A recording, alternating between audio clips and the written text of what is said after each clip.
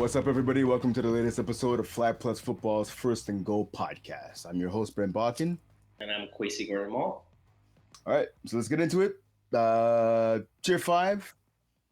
Tier 5. What's going on, man? Tier 5. Hop right into it, man. A couple games we're looking at this coming week. So Tier 5 is very interesting. Again, me and you both didn't really scorekeep. We didn't scorekeep any games this weekend, so we're not going to go on the segment on us kind of explaining what game we did score. So we didn't do that for Tier 5. But there's some things that I do want to talk about for Tier 5. So the first team, I'm backtracking here, right? So Airbnb, right? Airbnb is a new team, and they're starting 6-0. So they're a 6-0 team. They're starting in. They're good. So I seen them play before. I didn't see. When I had games, luckily I was able to kind of see what they play. But they're a good team. They're a well-balanced team. They're athletic, and they're getting wins. So it's nice to see a new team kind of doing so well. Because one thing you hate kind of seeing, especially for Division 5, and we kind of with Tier 5, Tier 5, sorry, we kind of talk about like when teams come in, it's good to see new teams come in and do well, right? A team that's not doing well right now is a very good football team. So a game I kind of want to talk about is Shockers versus a very good football team. Shockers end up winning that game 20-19. Right now in the standing, Shockers are 3-2. At the time, they were 2-2, and a very good football team was 0-5. So basically, this game came down to the very last couple plays. Shockers are up 20-19. They have the ball. Very good football team ended up getting an interception. They get the ball back. I can't tell where the ball was placed, but it seems like they ran 7 plays. So I'm assuming there was a good amount of time, and I'm assuming they were kind of a bit further from where the interceptions happened from the drive that Shockers had. But long story short, they don't score and they lose that game. So they go 0-5, which is unfortunate because if they could have won that game versus it was a 2-2 Shockers team, I think that would have brought a lot of confidence for a team that's 0-5 right now. I think you're right. I mean, listen, again, it's football, right? So they say the game of inches and all that. Same thing for flag, right? You make little mistakes, and that seems to be the case in this one, right? Because I mean, you lose a game by less than a score. Chances are, there's a player or two, if you have back, the result would be different. The question I have is now how much. I don't want to say that there's good things that come out of a loss, right? But how much momentum now can they carry this over? Tight loss, right? But can they carry it over now to maybe the next week and get a W? Because I mean, right now it's a very good football team. They went toe to toe with a team, who's ahead of them in the standings, and they came out on the losing end. But now the question is, can they build off of that? It's a 1-point loss to a decent Shockers team, right? Yeah, exactly. And Shockers was the mid team; they're in the middle, right? And I think that's unfortunate for a very good football team for that win. Like even though they're 0-4-5, they have some pretty good matchups. They're still missing 100%. Yeah. They still got Vengeance. That Vengeance is 0-1-4, I believe, or 0-4. Then they have Bloodline that's 1-4. Then they have 1-3. Sorry, Vengeance is 1-3. Yeah, 1-3. Well, everyone that I'm saying is under 50%. Under 500, yeah. Under 500.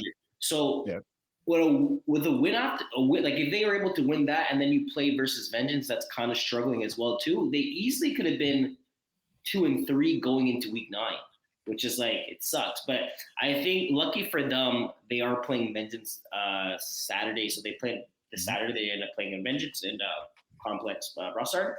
So it's to a point where I feel like if they played a more dominant team, I don't think they would probably be as locked in. But it's to a fact where, hey guys, like we lost that game. It came down to the last couple of plays where we just didn't score. We didn't finish. Now we're gonna play versus a team that's kind of on our level, standing wise. We should go out there and try to get a W. No, 100%. I mean, try and get a W no matter who you're playing. But no, 100%. I agree with what you're saying. I mean, you're playing a team, like you said. Basically, they're separated from Bloodline, from Vengeance, from Gamblers by literally 1 win. So I mean, they're a play away from being 1-4. Which, if you're 1-4, at least it bumps you up, and then you're tied with teams like the Gamblers. You're tied with Vengeance. Now, it's points wise. Yeah. Right? So I mean, again. Sure, no, so again, like it can now the question is, can a very good football team build on that close loss to Shockers? Again, Shockers, they're in fourth place, you're tied for fourth with a couple of teams, but they have the tiebreaker, right? So can now a very good football team learn the lessons that they should have learned from that loss and apply that now going forward and get a couple of W's under the belt? Yeah, that's exactly it. One also, there's a couple of things I kind of also talk about. Are you surprised that Jamaican bobsled team right now they're 2-3? Is Yeah, that, you think man. that's a bit surprising? Do you think they should I, be more top of the pack, or do you I think? I thought they would be. I mean, you go to the spring season, right? I mean, we talked about them a lot on the podcast, and rightfully so. They were one of the top teams in I wanted Division E, I believe it was, if I'm Yeah, not last year mistaken. I think they went Yeah, yeah. 9-1 or 8-2. Yeah, exactly. There you go. Exactly. Something they had a really good record, right? So I'm definitely surprised that they're struggling. I mean, you look at the lot. They lost by one to the Shockers. They beat the Gamblers, which is surprising. Then they lost by 12 to TG. TG's is a good team. They lost by 11 to Airbnb, Airbnb. They maybe. beat Vengeance. So I mean, so some of that is also the record is it's not so much an indictment on them. It's also they played some tough teams, Yeah, right? well, they They played the two top teams in their division exactly. right now. Yeah. The only thing I say about that is the fact that they lost by double digits to both of those teams. That's a little concerning for Jamaican bobsled team. But I think when it's all said and done, they'll be better than what their record is now. Just they have a couple of, not I don't want to say easy games, but games against teams that aren't as tough. Cafe 67, Bloodline, and then they have a big matchup with PSTM on November 5th, right? So if these guys can go 3-0, it'll be great. But if they can go at least 2-1 in their next three games, they'll be able to climb the standings a little bit. But to answer your question, yeah, I am a little surprised that they're struggling because again, they were a really good team in Division E. Yeah, they look like a really good team. And again, we talked about them as well with the Instagram post. They're still Yep. doing the Instagram post too. It's kind of funny. Yep. I'm always like whatever, just kind of on Instagram scrolling, and I see their posts, and I find Yep. it pretty cool. It's good. But so one thing that's also good about them is that they're not. I don't think they're in a point where they're panicking as well, 2-3, just because the teams under them. I don't think they're going to win that many games. So Bloodline, Vengeance, Gamblers, Cafe, 67, and a very good full team, right? All these teams Yeah. have either one win or zero wins. Yeah. Lucky for them, I know some of them are playing versus each other. Like again, I said, very good full teams playing Vengeance, Hmm. playing Bloodline. So it's good. It's going to be to a point where one of these teams is going to have to win, right? So That's it. Yep.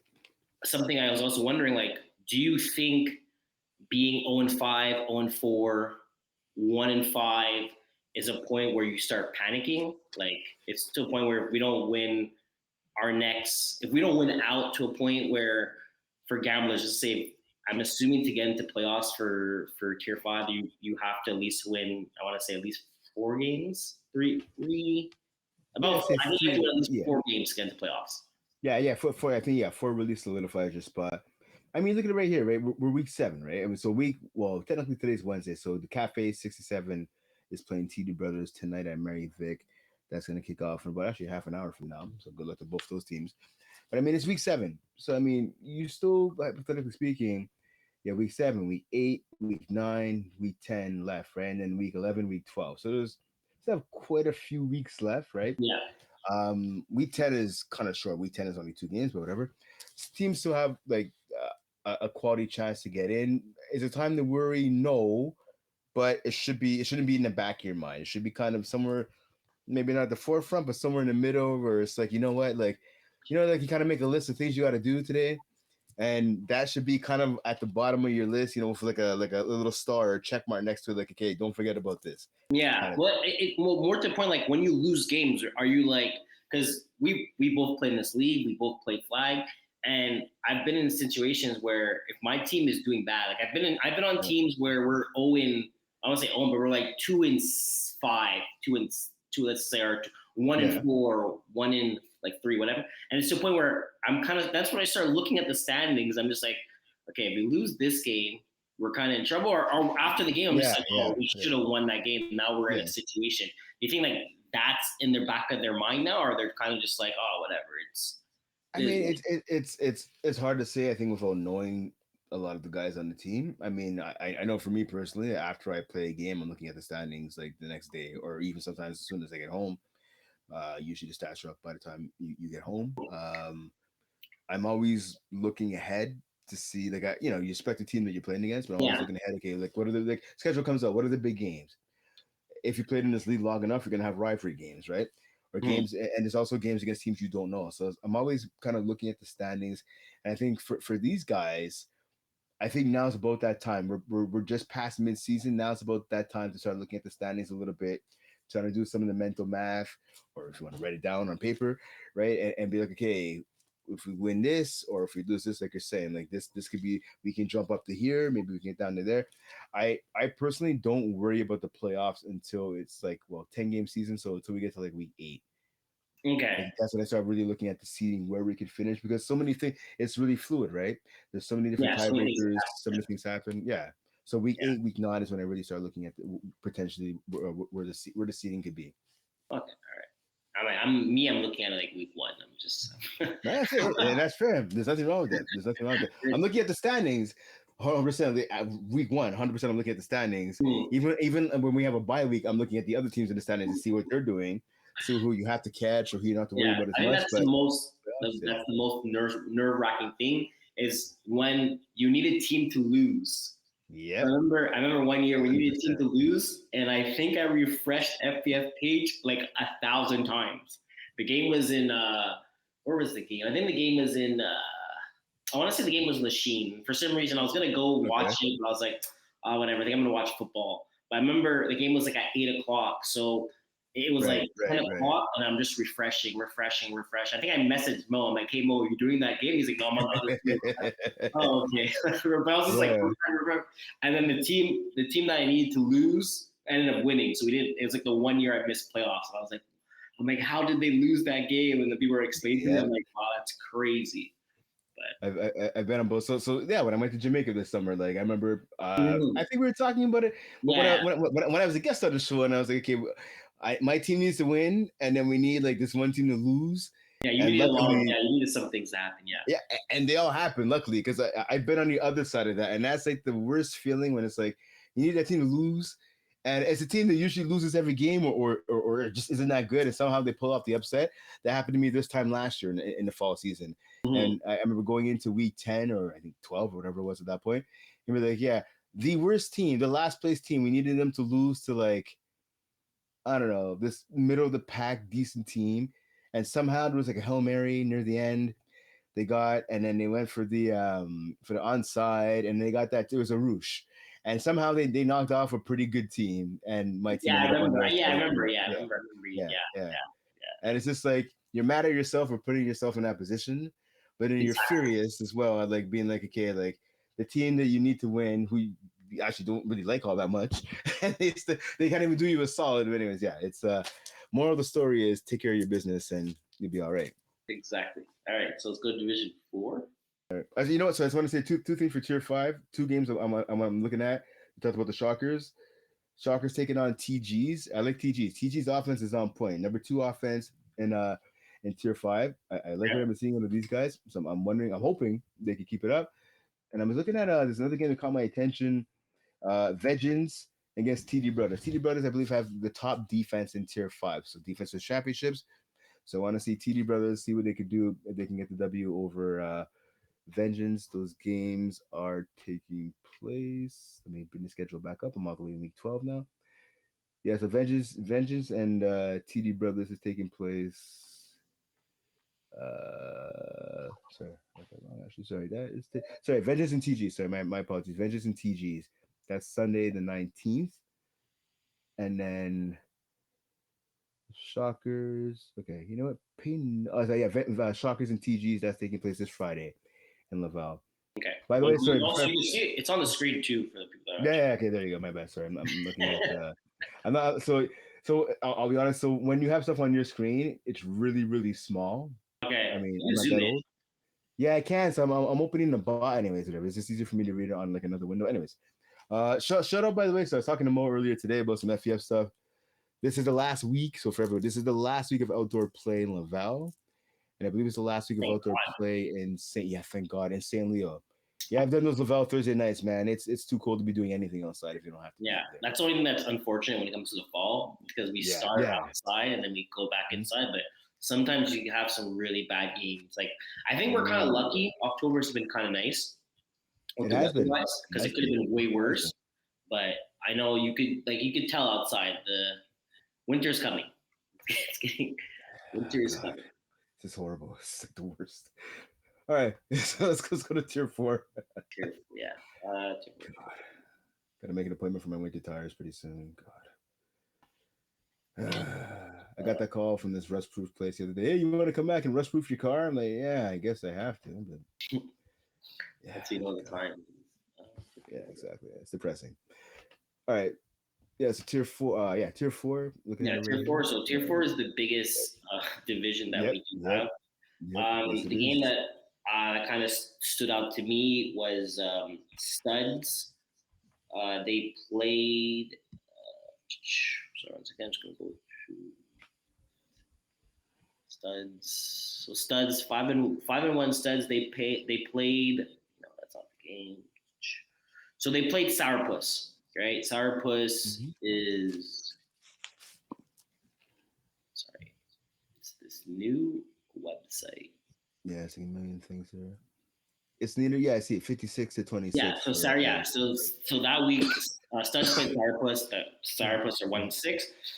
Studs dropped 56, so they won 56-26. Philip Ganiel or Geniel. Felipe Geniel went 18 for 24, 298 yards and 8 TDs. So he had a great game. Again, it's to a point where Sourpuss is not the best team, but if you're still putting up stats like that, it's something to show. And right now he's leading the QBs. He's 34 in season total right now. He's thrown 1,372 yards, 34 touchdowns, and he's only thrown 1 INT. Right. In 6 games. So he's literally averaging about 6 touchdowns a game. He's throwing for 6 touchdowns a game. Okay. So it doesn't matter if you're the last team in the division or the first team in the division. He's doing a great job. His team is 5-1, and he's showing and he's basically, I think he's the main reason why his team is. That's the reason why the record's the way it is. Okay. All right. The game I was looking at, so it's a game that caught my eyes. Well, so this is a team I've score kept, I don't know, countless games with these guys. Flag dealers. They're now I want to say they're a veteran team. I remember when I was ready for Division 6 a couple years ago. I think it was their first season. They have some ballers. They had some studs at receiver. They got some guys on defense. They got a guy Roy Khalil's the quarterback. He seems like he's a good dude. Like he has an arm, but he's just laid on through. I think there's a bit of a hitch in his delivery. And he's one of those guys, unfortunately. I'm not trying to throw him under the bus, but he's one of those guys, unfortunately, that, the longer the game goes on, he will throw an interception. Okay. And it's usually a bad interception, and then he'll compound that with trying to redeem himself, or his team gets down, then he's going to start throwing it. He can throw a good ball. He's not a bad quarterback at all. He's not a scrub. But he'll make a mistake, and then he'll compound that by making more mistakes. And I've seen flag dealers, like, they've stolen defeat from the jaws of victory. Yes, I said it. Defeat from the jaws of victory. And it's like they had a tie on Monday night against Glow Gang. So I was like, okay, that's cool. That's awesome. But then I was looking at it. I was like, all right, what can these guys do after that? And I was looking at their game. Let me go back and look at it here. They were taking on the Packers. So actually, I'm getting the order wrong. Sorry. The tie was Monday night at Maryville. So that before that game, they lost a heartbreaker to the Packers 38-37. Now, I want to fast forward through all the games, a back and forth game, a lot of touchdowns thrown. The flag dealers actually, so the first half it was 24-12 for the Packers. The second half it was the other way around. It was 25-14 for the flag dealers. All that to say, the game came down to like the last play of the game. Eric, receiver, I've seen him play. Eric Parsumian had a 1-yard touchdown from Khalil, and they said, okay, forget overtime. We want to go for the 2-point conversion and get the W. You think that's a good thing to do? Yeah, I've seen more and more teams do it now. I would say go for the tie. Percentage-wise, it's easier from the 5 versus the 10, right? Yeah, and then you Like get I think it's this easier. decision to go for one, and then if you get the one, the Exactly. team is Yeah. forced to go for two. You know, or I I know would some go. people are just like, Yeah. oh, let's just end it here, but it's the point. Why you get the opportunity to go to overtime? But that's what I'm saying. To each their own. I would go for overtime. That's just me. I've seen too many teams now being like, forget that 1 point nonsense. I don't want to go to overtime. I want to end it right here, right now. Get that walk off. It's harder too. It's one, It's 2 point a conference hundred and less. percent is harder. 100%. 100%. There's a reason why it's usually only teams in tier one or division one or division A or tier Yeah. two, division A. You know what I mean? It's the reason why those teams go for almost all the time because those are the best of the best in our league, right? Mhm. Yeah, I would go for one and take my chances in OT, but that's me. Flag dealers did not do that. They couldn't get the 2 point conversion. They lost the game. And it's like, I look at it and it's just like, shoot, I can't help but feel bad for these guys because again, it's these guys are always they're almost always in every game. I've done a lot of the games, but it's very rare. At least the last couple of seasons when they first started, they were getting blown out a lot. It was just pick after pick, bad decision after bad decision. But looking at it right now, and like five dealers are like 1-5-1. They're in 24th place, and it's just like, Yeah, that's what I saw man, the record. yeah, it's just bad. It's like every time I either score keep a game or I'm score keeping a game and they're on the next field, they're always losing late because it was like a mistake or a drop or an INT or something, and it's just, or blown coverage. And I just feel bad for these guys because there's a good group of guys on this team. Like, these guys can ball. It's just they can't execute in crunch time. I find Yeah, but they've been in the league. I think this is their third about 4 or 5 years now. I think I want to say. for flag dealers. Yeah, I feel I remember seeing them. I can't remember the last season I wrote for Division Six, but I know it was their first season, and it had to be at least I think They're 3 winters. flag. Wait, I before could I be wrong. let me just see their team. Yeah, yeah. So I remember these guys came in the year that we went. That the year we started playing in Shadigi. I want to say. So Nah, I they were think there before that. Nah, they were there before that. I guarantee you. really. They were, yeah. They were there before that because I remember I scored the last time I scored kept at Papineau. It's at least 2 years ago, maybe even three at this point. And I remember seeing When did we go to Shadigi? Like when games started playing in Shadigi in so 2000? last fall. It was last fall. It was last fall. Okay, for some Yeah, reason. yeah, it was last fall because I had Jeff on my podcast and he was talking about 514 show by the way, and he was on. He was talking about Shadigi and they had just started that season. So I remember him telling me that Rochelle, shout out to Rochelle, she kind of didn't broker the deal, but she was a big part in getting us the field at Chateauguay because she lived in Chateauguay and so on and so forth. For some reason, I thought I don't know. It's their I know because I know they're Aqua. I know their team is like a Aqua. Yeah. But for some reason, I thought they haven't been in the league for that long. But Nah, they've been in there for a minute because I remember again, like I remember scorekeeping their games when I was writing so for Division Six. yeah, they played when I brought my school team in the Division Six. They ended up playing my team, and I Okay. remember I saw them play a season. Actually, I saw them play a season before that. You're all right. So we got Yeah. all.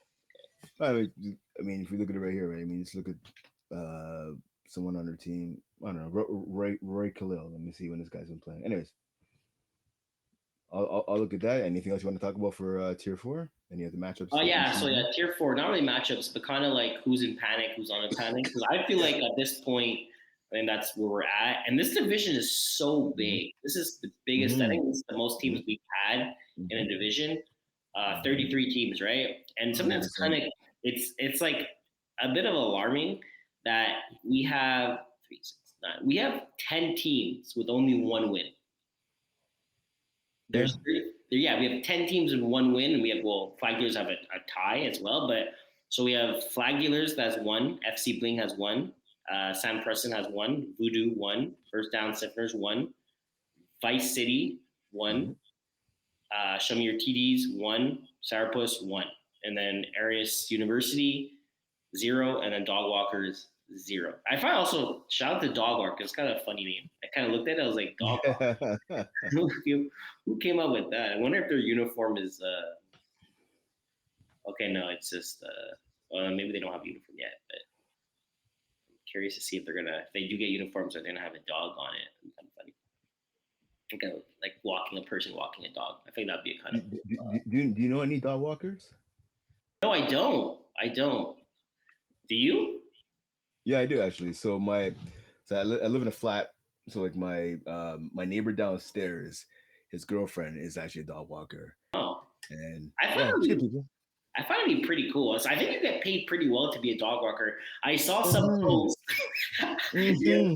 I saw some posts. It was like some whatever, like when you're scrolling, a bunch of things start popping up, and Yeah.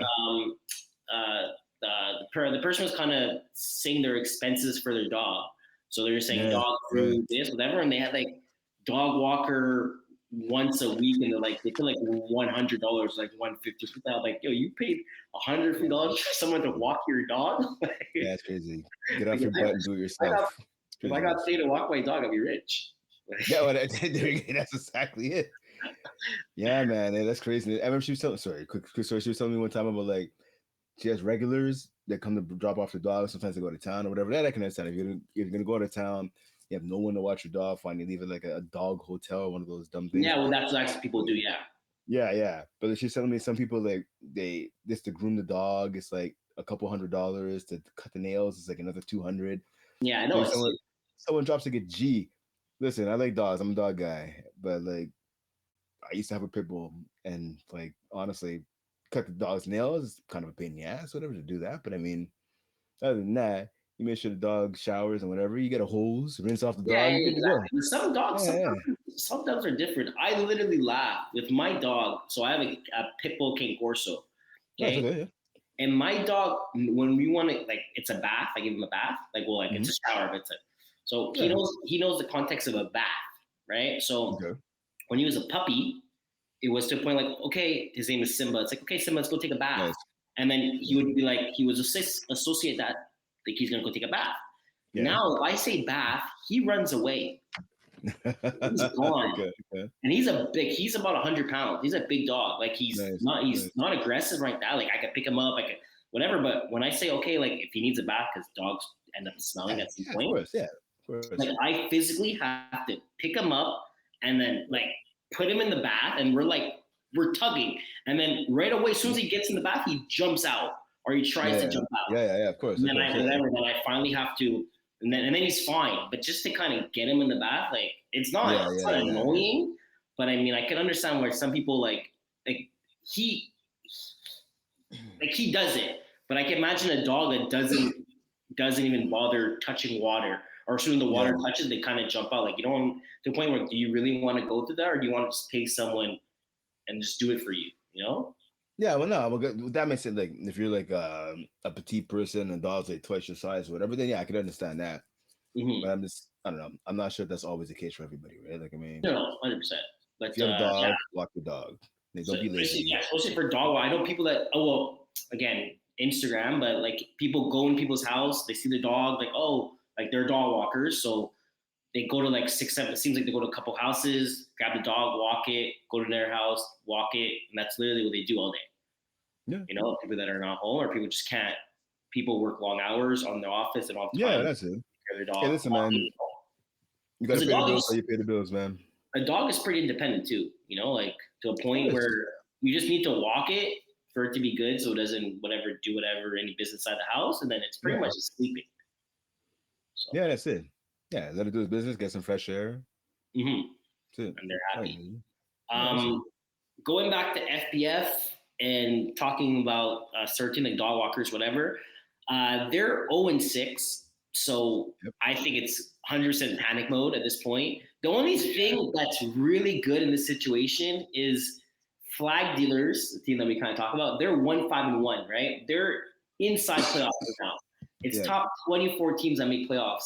So everyone technically still has a chance. Like there's no one that's kind of like out of reach. Yeah, yeah, that's it. Sometimes in situations when you're trying to make playoffs, a team has maybe like 3 wins, and then you're catching up at 0 or 1, right?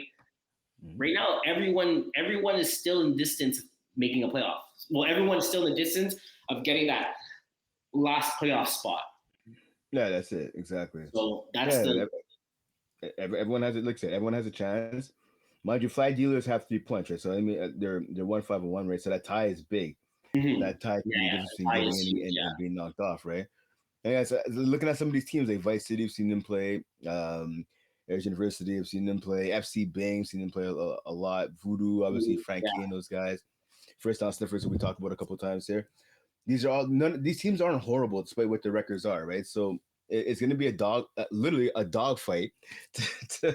I'm here all night. Yeah. It's going to be a That, dog fight to get that that last last playoff spot. seed, yeah, Yeah, exactly. hundred It's percent, also to a point 100%. where okay, let's just say Voodoo is a very good team. I don't think they're a bad Yeah, team. Show me yeah, your TDs is not a bad team. If Voodoo and Show me your TDs end up winning next week, right?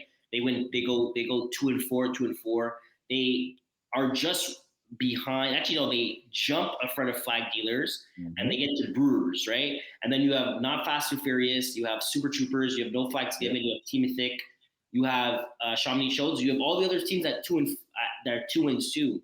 So like yeah, everything, like I was gonna say like, oh, you're in a huge panic mode.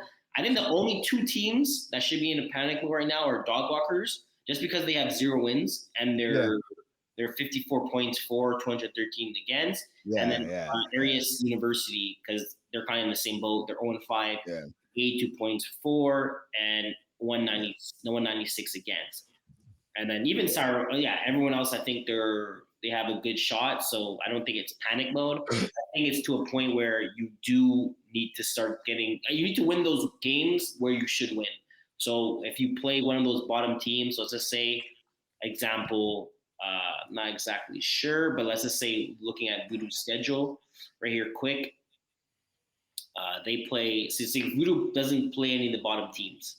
They play no flag. Oh, they play no flags given. Actually, that's Oh, on yeah, Saturday.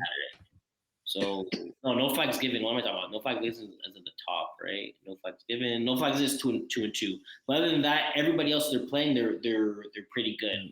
So Yeah. it's the point if you're playing any of those teams that are not in the playoff spot right now, you need to win those games because it's going to get harder after that. I hear like I'm looking at Aries University, the remaining schedule, right? They lost the tight one to the Super Troopers on Friday. They have Bible study, studs, the Peckers, and no flags given. I've seen Aries University play. They try hard, man. They're the good group of dudes. They try hard. It's just they don't have some of the talent that some of the other teams have. I don't like their chances of making the playoffs. I could be wrong, man. Hopefully they prove me wrong. Looking at the Dog Walkers. Dog Walkers have Dragon Magic, Monstars, Glow Gang, and Team Ethnic to finish the season. So I honestly don't know. It's still early to say possibly, but I'm pretty confident Arizona University and Dog Walkers are not going to make the playoffs Well, you never know. But yeah, look, it does not. It's not looking good for them. or get a win. Actually, I should say is what I meant to say. Sorry. Not looking. It's not looking good for them because also again they're not. I think this looks like a fresh team. Looks like a bunch of guys are just kind of friends and they're just kind of playing together. I actually played with I think his name's, I actually played with a guy named Christopher Kaz Major. He's on that Dog Yeah. Walkers team. I played Vanny with him. I actually had to talk with him. I think last year. Oh, I'm sorry. I'm wrong. Sorry. Okay, my bad. I realize who this team is now. My bad. I've seen them play actually. I score kept their game. They have no quarterback. That's the Yeah, problem. yeah. They played Yeah. last year. They played last year as well too. I think. Okay. I don't remember this from last year, but I remember from the first Monday we were at Saint Laurent this year. So I'm friends. I played a ton of ball with Julian McLaren Thompson. My Baba Gundy. Those guys are like straight up. They're good dudes. Abdul Pierre too. He's a good cat. Their quarterback. I can't remember his name. He got hurt in their first game, and they asked me, "Do you have anyone who can play quarterback?" I was like, on this level, I don't know."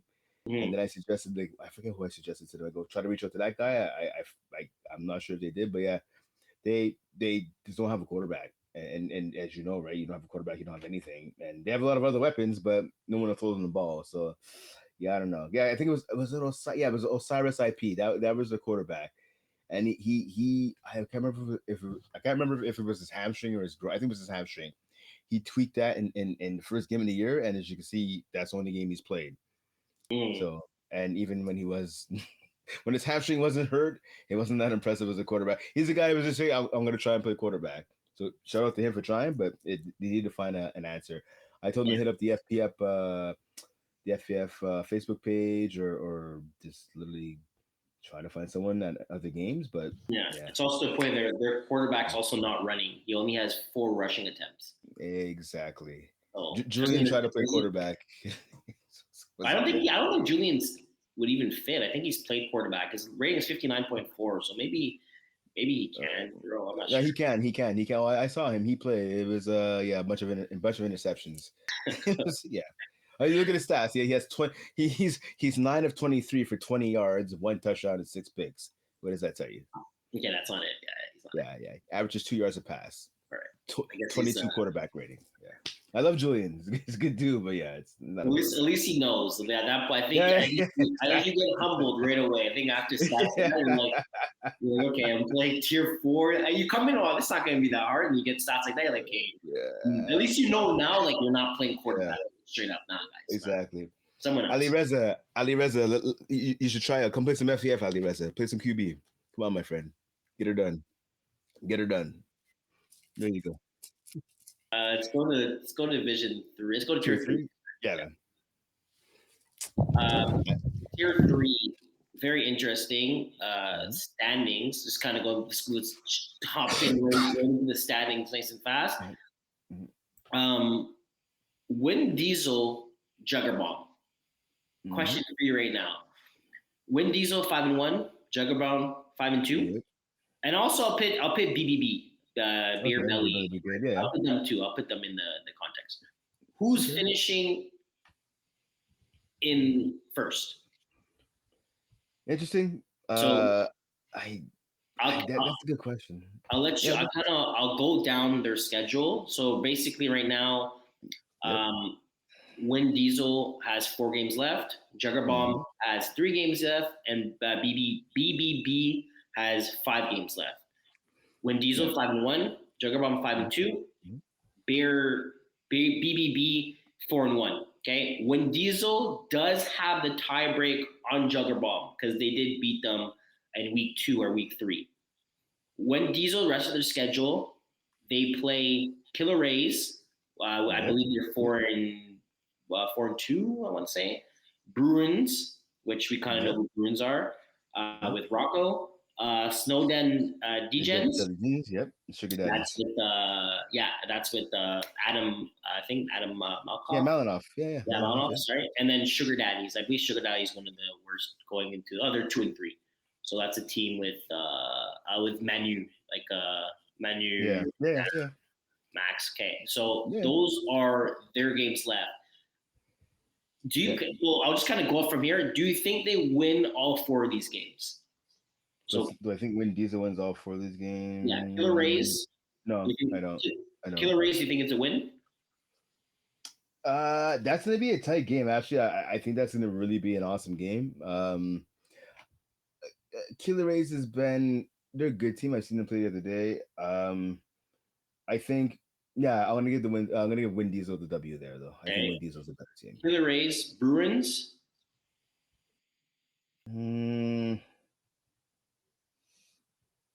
So I know it's Francois Martin playing quarterback. I think they could force an interception or 2 from Martin. Good guy, by the way. I'm gonna say Win Diesel, although I don't think they have anyone that can stop Rocco Cristiano. That's a good one. That's a tough one. I'm gonna say Bruins. Okay. I'm gonna say Bruins. Snowden. So the Deegans, I'm gonna say Win Diesel. And then And then Sugar Daddies. I'm gonna Win Diesel. That's just Win Diesel for sure. And then ending with Sugar Daddies. Yeah, Win Diesel. So Win Diesel win. Okay, so we have. To be honest with you, I think Win Diesel is gonna drop one of these games. I think it's either gonna be Bruins or Killer Rays. Killer Rays has a good offense. They do. They have very good chemistry. As to a point, if Will Seabag kind of messes up and he kind of gets a bit too fancy, they're going to be in trouble. It's a team. Killer Rays is a team you don't want to be down against them. They're too smart and their offense is it's simple, but it's to a point where if you're messing up and they're on a groove and they're kind of just everything's kind of happening for them, you're going to lose that game. So I think they're going to lose either one of those teams. I think they're going to finish 82. So if they're 82, and then we're looking at Jugger Bombs the rest of their season, they have 3 games left. They play Les Gros Lavers, Mofos, and Mongoose. Exactly. Okay, their schedule I mean, let's save us some time here. Jagerbomb has the easiest schedule, bar none. Out of the, I've seen all these teams play. I've played against Mengus a ton of times. They're better than what they usually are. Mofos is a decent team. I like their quarterback a lot. We talked about him last week. And Semco, Le Gros Lars. I mean, they're not scrubs. They're not a horrible team. Jagerbomb is a better team. I think Jagerbomb honestly is the best. Actually, I think like Jagerbomb should be in tier 2, but whatever.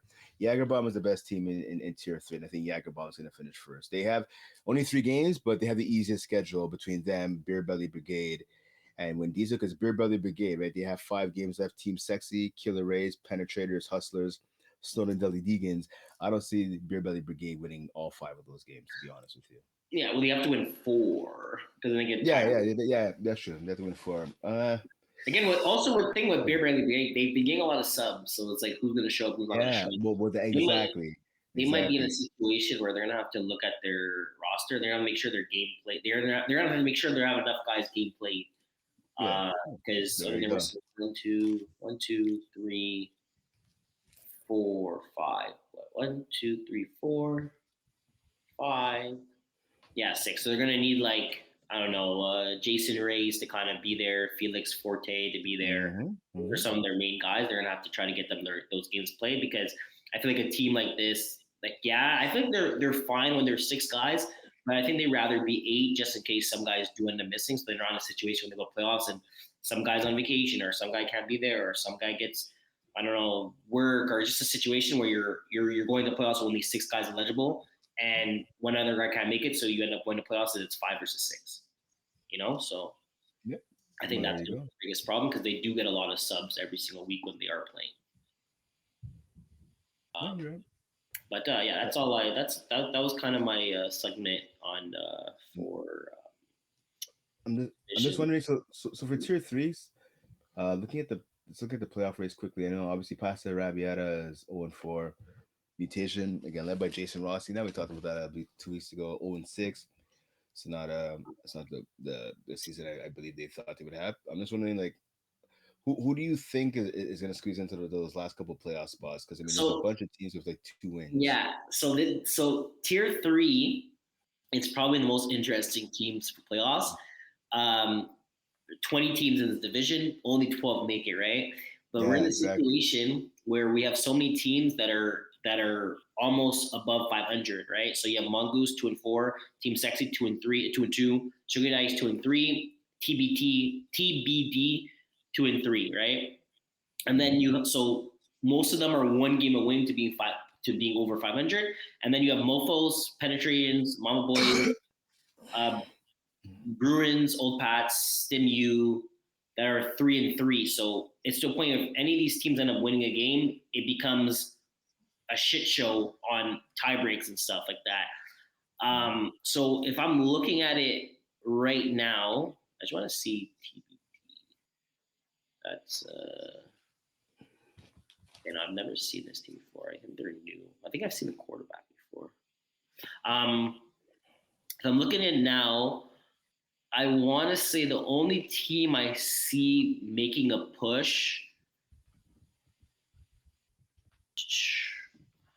I want to say Team Sexy. Yeah, I was thinking that as well. That's exactly who I was thinking, to be honest with you. I want to see Team Sexy. It's kind of. I would have liked it if Andrew Stingberg was playing this season. I see that he's on the roster. He has 0 games played because he's a stud. Yeah, Jeremy as well. Yeah, I hear you. Yeah, Jeremy. Yeah, I think that's his. Or maybe they're cousins. I know the last name is. Brothers or something. Yeah, they're related, I imagine.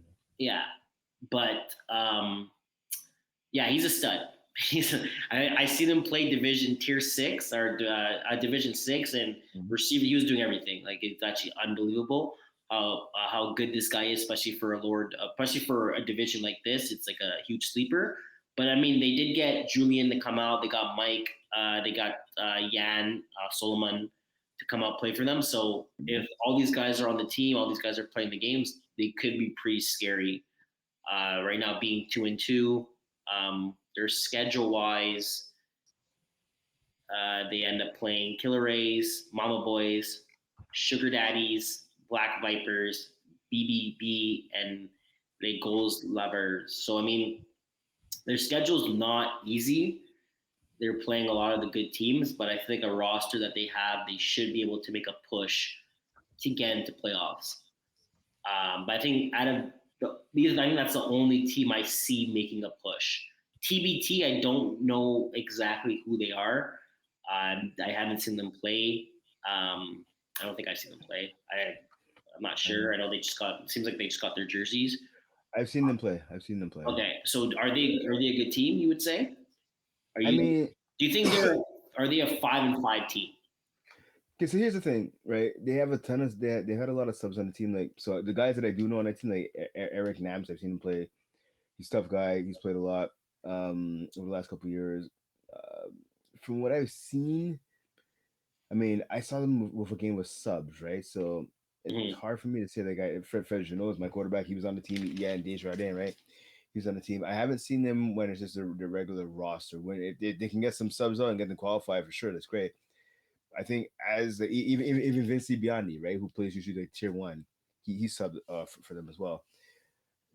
They're they're not a bad team. It's just I think when you take away the guys are able to call in, right, the ringers, if you will, Mm-hmm. they're not up to the standard of some of those teams, or at least the teams that would be qualifying for the playoffs.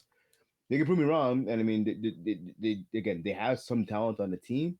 It's just again the lack of chemistry. I mean, you look at it here, right? Like how many guys have more than 3 games played? More than three.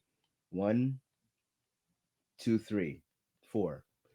That's not great, right? For building chemistry, Yeah. and again, No, hence it's why not. they have a bunch of subs. I would put my money on Mofos again. With so the quarterback I was talking about before is Timoko Sonogo. Sorry, I said something else before. My apologies. I've seen him play a lot. I said it on this podcast. He's a guy. Every time I see him, he gets more reps at the position. He gets better and better and better. I'd be shocked if Mofos, at the very least, in hang on either hang on to that last playoff spot or climb the rankings a little bit more. Yeah. Well, again, this division's. It's. I'm looking at oh, I was looking at it before, but it's interesting because there's a lot of good teams. Like 100%, hundred looking percent. down the line, Yep. there's everyone's like if you're looking at the let's say you're taking top 15 teams. I mean, everyone you have some ballers. It's gonna be interesting. Like this is division where you're looking at week 8 and you're kind of so you start calculating who do you need to win, who you Yeah, need to yeah, yeah, lose, yeah, and yeah. who and how many games you have to be careful, right? Because you can't get comfortable. It's a point where you're in the playoffs and you're kind of just No. chilling, and then Hmm. you drop the next 2 games, and all of a sudden you're like, oh, we're in the fifth seed, we're in the 15th seed.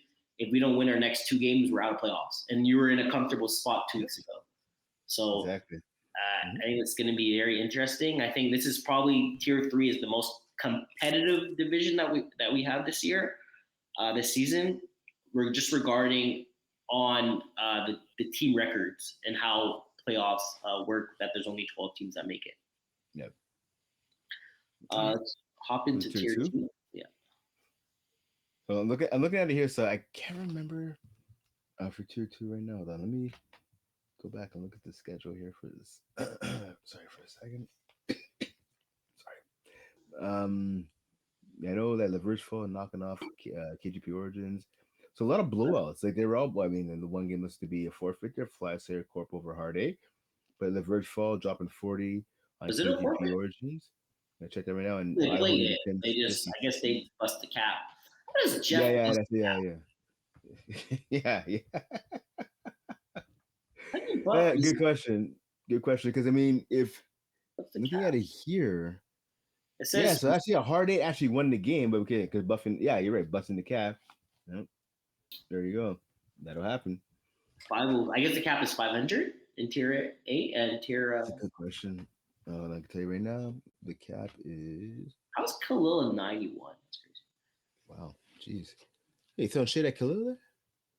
No, just he shouldn't be. I know. Okay, this is how I see it. Okay, this is my problem with the cap and issues, Okay. right? So Okay. I'm good friends with Khalil. I knew Yeah. Khalil since we were like 13. Okay. We played football against each other. We played football with each Yep. other. Yep. But we're getting older. We're not getting younger. Like Khalil has a bum knee like me. It's to a point where like Yeah. we can't be like if I'm looking at I think I'm 89. I think Jeff, I'm just coasting at that 89 spot now. I'm 86 now, actually, 86 and 88. But like, Okay. respectfully, that's perfect for me. I think I should be lower to a point because like I'm not getting any better. It's downgrading now. I'm not upgrading. When I'm younger, okay, fine. I think there has to be a point where like when you hit a certain age, like your cap doesn't go up. I don't care if you score 40 touchdowns in a year. I don't think I don't think you should be progressively going up the older you get. Because I don't think that's a thing. Like it doesn't make any sense. But you know what I think? So some of I mean, this is probably not officially a thing, but I think it should be if it's not already. I think it's also for your mind, right? Like you lose a bit of speed for sure, you lose a bit of agility, whatnot, lateral quickness, but your mind, like you have to rely on your mind more to make plays, right? And I think you're at a high level with that, right? Yeah. As are a lot of other guys. No, exactly. But if I'm going back in time, right? Would I rather take Quaysie at 30 or Quaysie at 25? Oh, 100%. I'm taking Quaysie I don't even care if I don't know how to read a defense properly. I'm taking Quaysie at 25, 9 out of 10 times. Dude, I take myself at 30 if I could right now. That's a long time ago, I'll tell you that, dude. But that's my only issue with the cap situation, because it's like 91 is high, and Khalil's a good player, but it's to a point where we're gonna want to play in other divisions, and we're not gonna be able to fit me and Khalil. Right. We have two guys at 90, it's to have the point where I'm not at games because my knee hurts. He's not at games because his knee hurts. It's we're playing games, we're hurt. It's getting old, my friend. I tell you. Going back to this game, I don't know how they won, right? Yeah. It would have been 30-0, but it would have been I think 39 to 31. So they won by 39 for hard 8, 31 for 5-4. But I guess the cap is 500. I would say. I don't know. It says I don't know. I'm not. Sorry. I'll talk to Ben, because then it's weird because Slayer. Flag Slayer Corp only had 4 players. It's 5'10". It's 5'10" for tier 2. It's 5'10", the cap. So maybe it's a glitch. Maybe they did a mistake. Maybe someone threw the ball. They weren't supposed to throw the ball. I don't know. It's something where Ben's on the team. Ben played the game too. So how do you have Jeff and Ben and you guys both bust the cap? That makes no sense. But that's how the viewers should know that the league is not rigged, okay? Yeah, they're being truthful. I was going to say that they're being truthful about the roster manipulation. Talking about that, I have a story to say, but when we get to Cohen, we're gonna talk about it. It's kind of funny. Okay. Well, I think it was kind of funny, but when we get to it, I think it was funny. So going back to tier 2, so we have Idaho that put a beat down to Mongoose. I don't think Mongoose won a game this year, right? I'll tell you right now, Mongoose has won a total. I think they were 0-4 last time. Yeah, they're 1-4. Yeah, 1-4. Okay, yeah. So Mongoose 1-4. They verged full, ended up being KGP, which is a huge win for them. Yeah, huge upset. Huge, yeah, exactly. Huge win for them. And then playoff standings, only one team misses the playoffs. So I think Idaho, Camping Butte, Flag Slayer Corp, Heart 8. I think they're pretty much good. To be honest, I think those are the 4 teams that are kind of good. Yeah. KGP, Mongoose, and they verge full. I think those are the team that's kind of have to realize that we're going into week 7, 6 games played for KGP, 5 for Mongoose, and 4 for the verge full. It's to a point where not panic, but you gotta start winning games. Because if KGP wins a game, then they're in between Hard 8 and Flag Slayer Corp. But if they start losing and Mongoose and the verge full getting a couple narrow wins, it's to a point where panic mode. That's why. Yeah, 100%. Yeah, you're right. I mean, again, the first will have 6 games left, so they could ideally, in a perfect world, they could finish as high as I believe 2nd, right? So I mean, not to say it's gonna happen. Mongoose has 5, right? So if they can get their act together, they can make an improvement. But again, you have to knock off the top teams. But again, never say never, right? KGP losing the other day, right? So you never know. That's why you go on the field, you play the games. 100%. Especially for this division, I feel like everybody can beat everybody. That's 100% true. That's 100% true. I think everyone could get a win from everybody. I don't think anyone's not touchable. we do have I think the two powerhouse teams right now are Idaho and Camping Butte. But again, Brady has a bad game. I think Camping Butte, the quarterback is it's Mark, right? Mark Reeves. Yeah. So Mark Reeves, and you have the Surge combo, which is pretty. Oh yeah. Yeah, not fun for some teams. But again, if you get a good rusher on Mark Andre, good rusher, get him his face.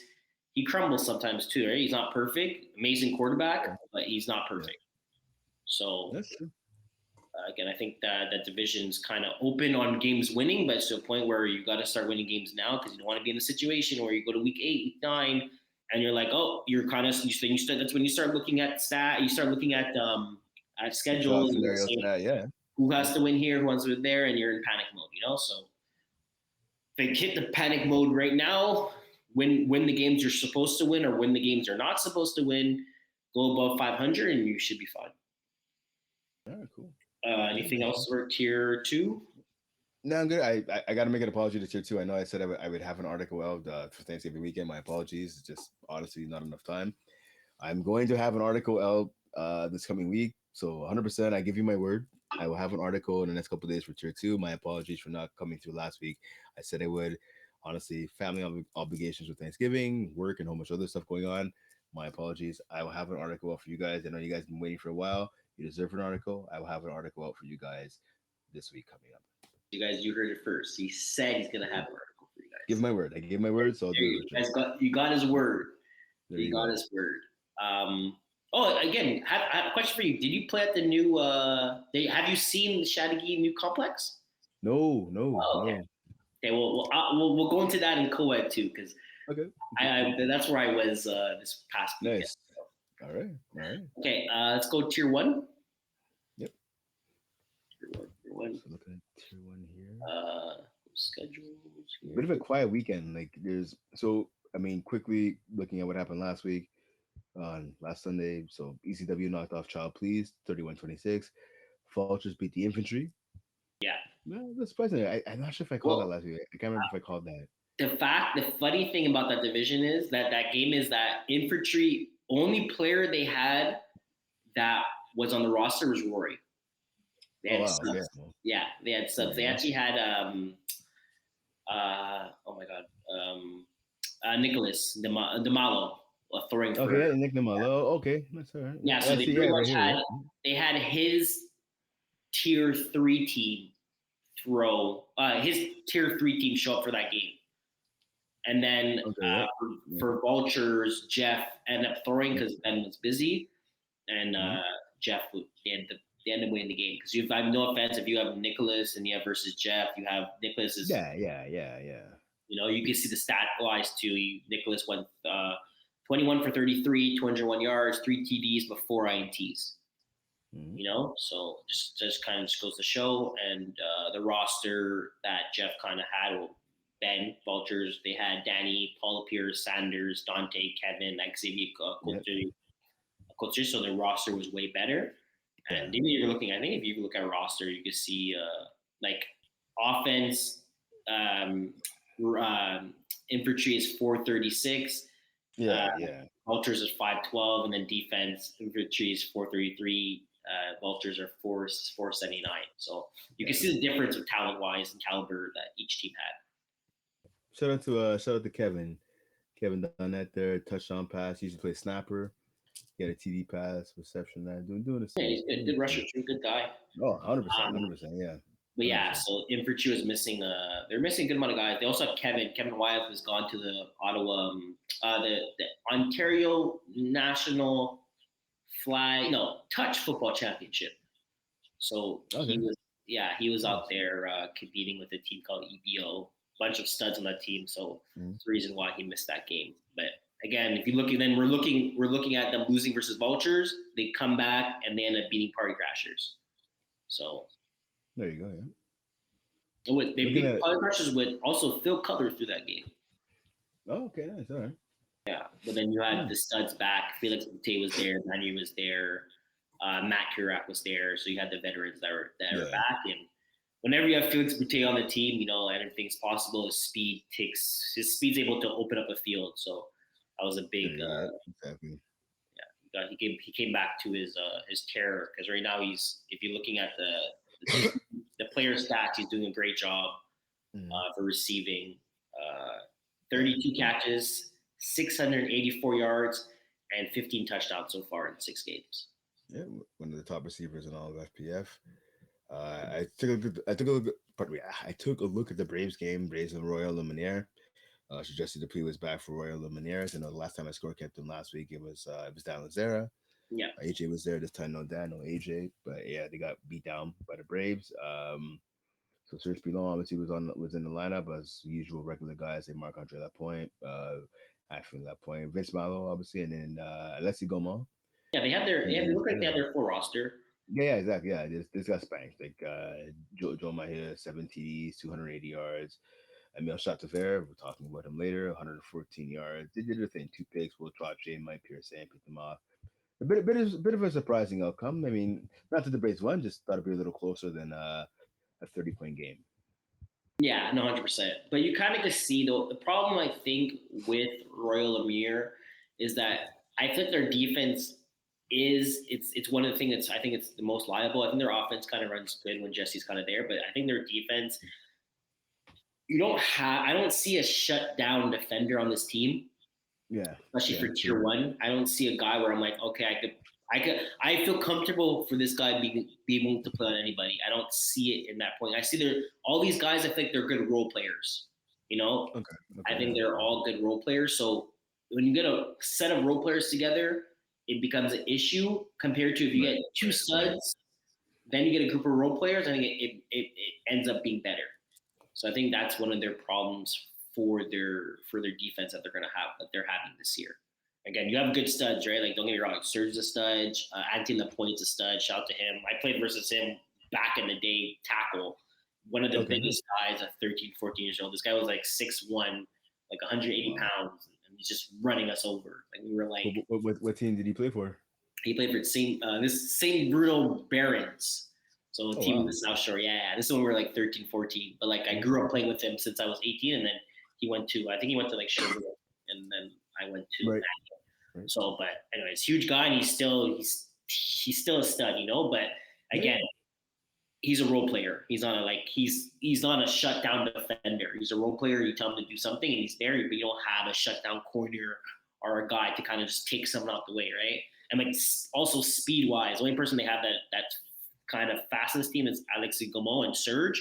But like, I see. Yeah, Vince Mallow's pretty fast, so I gotta give him credit. He's super yeah, quick. but Vince Vaughn's a rusher. I'm saying like Yeah, yeah, all right. defensive wise, like when you have a Mill doing crossovers and then like Mm. you have the double Yeah, quarterback, William Tutsi, like it's to a point where it could get overwhelmed fast. It takes one guy to miss a tackle and boom, another touchdown. Another guy missed that, okay, right, another touchdown. Like so, yeah. right. Anyways, I that's know this week there's 2 games this week. Sunday, Royal Luminaire again against Child Please. So let's see what goes on with that one. And then Monday, St. Laurent, so I'll be scorekeeping that one to be the Braves against the Party Crashers. That should be. I'm looking forward to that game. That should be a good game to scorekeep Monday night, 10 p.m.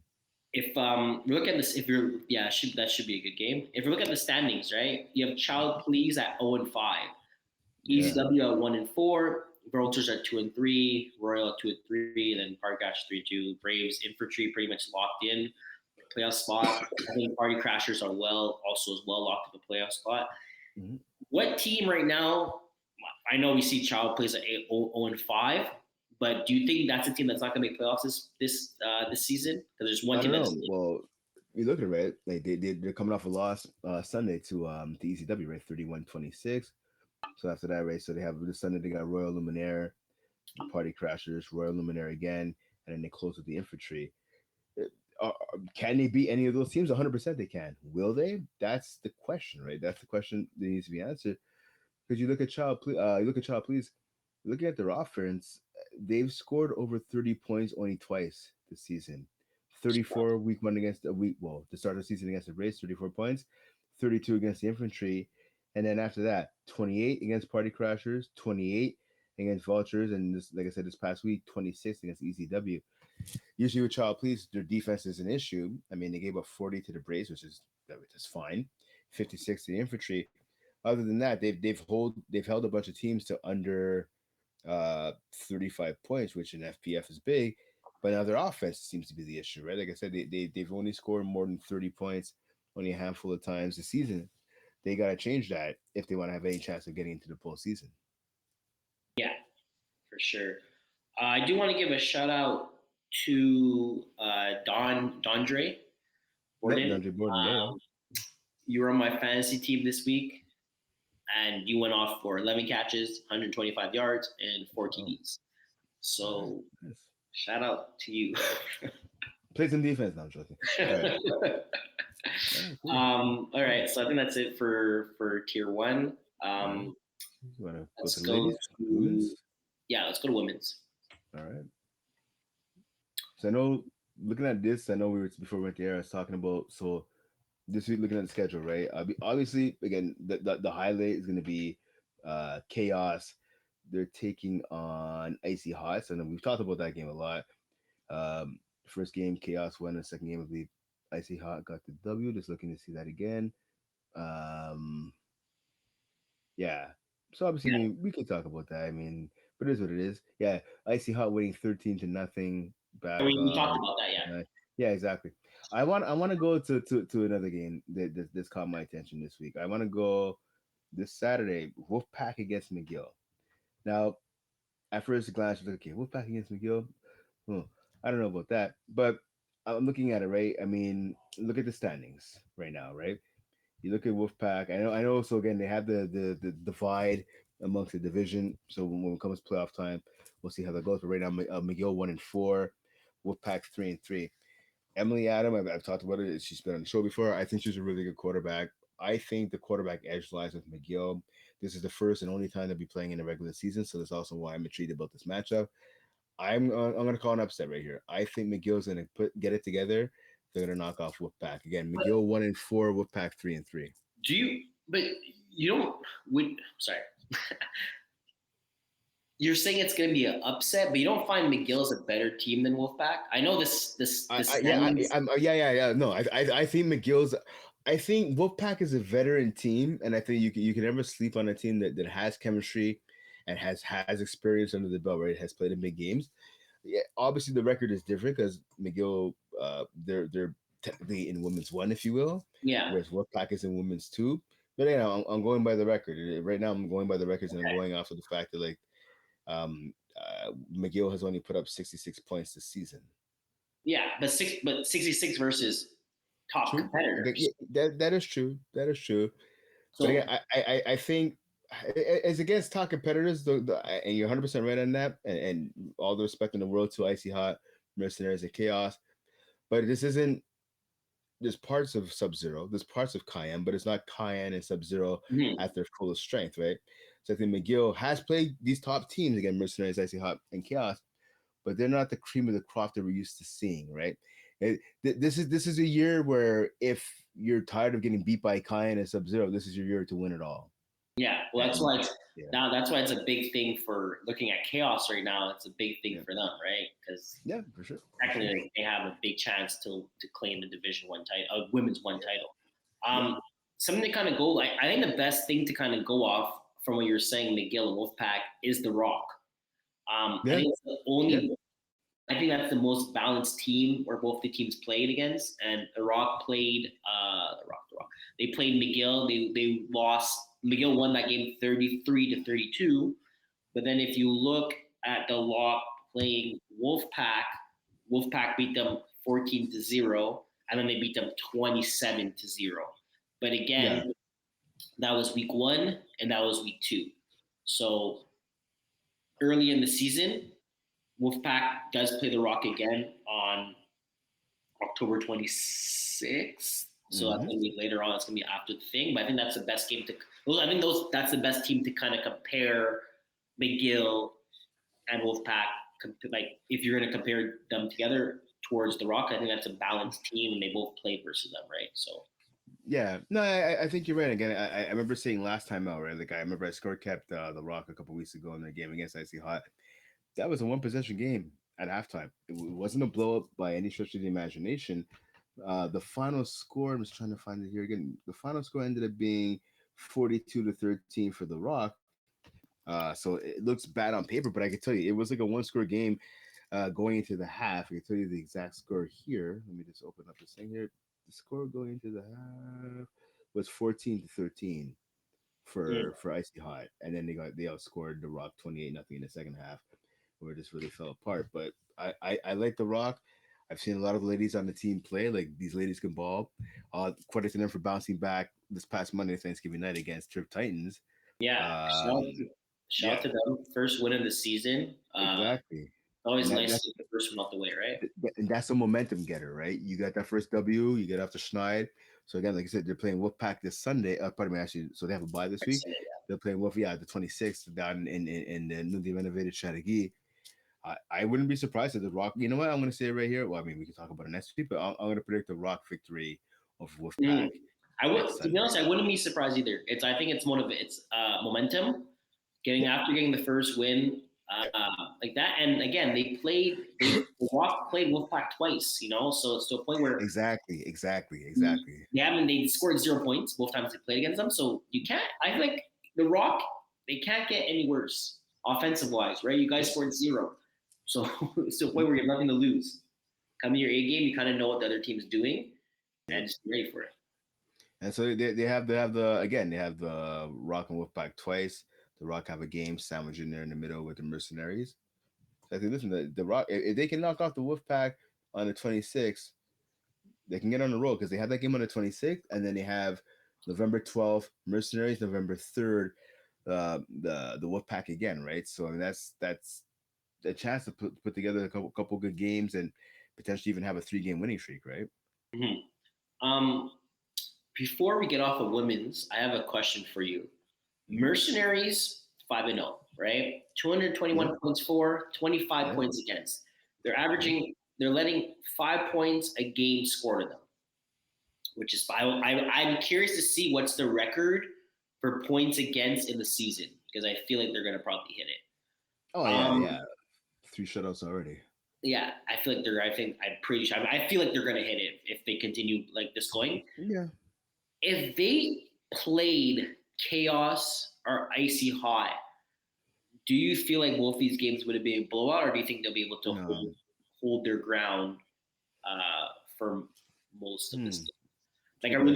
are we looking at like the are we looking at scores are going to be like 40-12 or double score like No, not double, but yeah. are they going to I be heard down you. by? Are they going to lose the game by 20 points or more, or do you think it's going to be in between 10? I mean, so I know Maya has experience playing against the Wolfpack at the time of Nation over the last couple of years. Uh, like Maria Manseri, she could ball. Obviously, Phoebe, shout out to them, she could ball as well. I see some of the ladies on this team play. We talked about before about Charlie Toivonen, pardon me. I think I you know what I would say that against those teams, I honestly think the Mercenaries could pull off an upset. If let's say 4 games, they're playing Icy Hot, they're playing Chaos. I would even dare to say that Mercenaries could even knock off one of those teams one at least once. Okay. Yeah. I don't think they would get blown out. Does a possibility exist? 100% it does. I think they're good enough, the Mercenaries, where they might go, let's say, 0-4, but I would think they could even finish 1-3 against those teams. I do believe they could pull off an upset, and even in the games they do lose, I don't think they would all be blowouts. To be honest with you. The one thing I'm going to agree with you on this. The one thing I do have to say is that so Mercenaries is pretty much the Mavericks. It's a bunch of girls that are trying to Yeah. put together. I think some of these girls also live in Ottawa or Ontario. So I was kind of like trying to look at Wow. something. Yeah. I was kind of like Okay. for the fantasy thing. I was kind of looking to see. I'm like, Mhm. oh, is someone going to play? Because I'm not going to draft you. You're not going to play. But Yeah.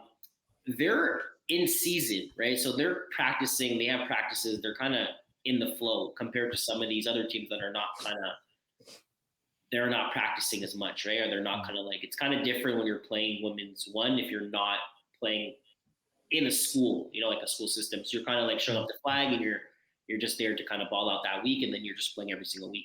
So one thing I have to say with missionaries is that all these girls are young and they're physically they have not practices with their team that they're on, but they have practices in general and they're just getting better. So I think when it comes to that, I don't think they're going to get worse. I think they're just going to improve and they're just going to get better every single week. So it's to a point where even if you're practicing and you're playing versus good teams, I think after the third time you see the same team, you're going to be like, okay, well, we're going to start understanding more, And they also have Gino. Gino, say what you want about Gino. Gino knows what he's doing. 100%. 100% he does. Is he annoying? Yes.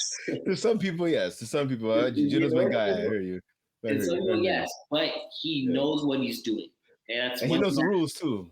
Yeah. He understands what he's doing, And a lot of people don't realize, like, when you do have a coach like that and someone to kind of go into detail and understand, make it so much easier for your offense and your defense to be like, hey, listen, they're running this, throw the ball here. It makes it so much easier for you as a quarterback or you as a receiver. Stop going inside leverage, break it out here. Like, he sees it, he's watching it, So it does sometimes in those situations that it becomes him telling you that becomes losing to winning the game. Yeah, no, that's exactly it. He's a guy that cares, and I know, like, is he demanding of his players? Yes, he's demanding of the officials. He tries to keep everybody on task. But even when he's wrong, will he admit that he's wrong? Probably not. But yeah, he makes a big difference for whatever team he's associated with, coaching and helping out. Like, he's calling plays. He's a valuable resource to have. Even I played with him before, and like, he's correcting me on some things, like correct the guys on my team, or even help people, like just giving little nuggets of information. That's what he does. That's what he's there for, right? So he's definitely an asset. Yeah, I think that this Mavericks team or Mercenaries team, like, do I want to see them play in women's one down the road? Definitely. I mean, I think it's a lot of young kids on this team, right? They're getting this valuable experience now, and we'll have to see where it leads them. Yeah, well, I think Maya's definitely going to be a quarterback in Division One, or she's going to be a snapper because she's good at both. But do whatever, either way, yeah. If she's still practicing and actually wants to play that quarterback position and decides to like go fully committed to it, I think she could be a great Division One quarterback. I just want to give a shout out to our girl Emma Townsend. She was also on my fantasy team. She did a great job. 7 catches, seven targets, 7 catches, 88 yards, 2 touchdowns, and she added a tackle, INT, 2 1-point converts, and 1 2-point convert. Nice. So lots of points there for Emma. Lots of points. Emma doing Emma things. There you go. Yeah, it's always nice to see. But looking at the standings, right? The thing is, we can't really look at standings because I have no clue how they're going to announce the playoffs for one. So I don't really want to get into details. The only thing I do want to get into details is we've talked about it before. It's happening. Actually, it already passed. We had Chaos versus Icy Hot for the third matchup. Chaos won the first one. Icy Hot won the second one. Who do you think is winning tonight? Good question. I mean, I love the defense for Chaos. They ball, especially when they're all there. Shout out to Lamise when she's able to make it to the games and that. I'm gonna say though, Emma and Gigi on offense are fantastic. Again, they get the majority of the passes. I know Marilyn, when she gets the ball thrown to her, but she does her thing too. Yes. I do think though Icy Hot has more balance on their offense. It's a good question. So obviously, it's the rubber match, if you will. I'm gonna say Chaos. I'm gonna say Chaos gets a W. Chaos gets a W. Yeah, I'm gonna give it to Chaos too. Okay. Yeah, I'm gonna give it Chaos. Just leave it. I'm gonna leave it at that. Just give it Chaos, and then we'll see what happens. I'm sure the well, it depends on the scorekeeper, but the results should be out by tomorrow. I want to say. Yeah, well, but even today, I mean, the game is going on today. It should be out tonight, but yeah, but they're naivik to hang. I think the if you're using the iPad, the Wi-Fi is not the best or whatever. Okay. We'll come back to that game next week. We'll come back. Yeah, there you go. So we're done women's. Quad 3? Quad 3, yes. Yeah. So co-ed 3, I'm looking at it right here. So there's a bye this week in co-ed 3. So I mean, the next game is next Wednesday. Incredibles against Big Steppers. We can look quickly what happened last week. I know Thursday. So when we recorded last week, Incredibles 46-33 over Big Steppers. So a bit of a shootout there. Vicious and Delicious getting one win. They knocked off the Route Runners 34-26 on Friday, but then on Sunday they fell 20-13 to the Big Steppers. So um, some maneuvering. Looking at the standings, Mavericks still on top 5-0. Incredibles 4-1, so right behind them. Vicious and Delicious with their 500 uh, record, I guess. After 500. What is it? Mhm. Winning one or losing one is what Yeah, I'm trying to say. Yeah, they're 2-3 with 4 points, and Route Runner is 1-5. Big Stepper is 1-4.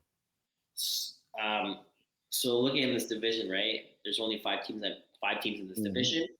Yep. Who do you think? Have you seen Route Runners play? Have you watched them play? It's been a while, man. I'm trying to remember on their team. I don't think I've seen them play. I've seen them play. Period. Is not this season, unfortunately. I haven't scored with any of the games for sure. Okay, and then have you seen Big Steppers play?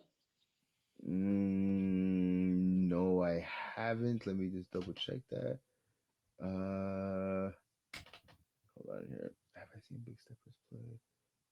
No, no, I haven't. No, no, I Okay. haven't. My question to you, I'm still going to ask you, who do you think is going to make that last playoff spot? Route Runners or Big Steppers?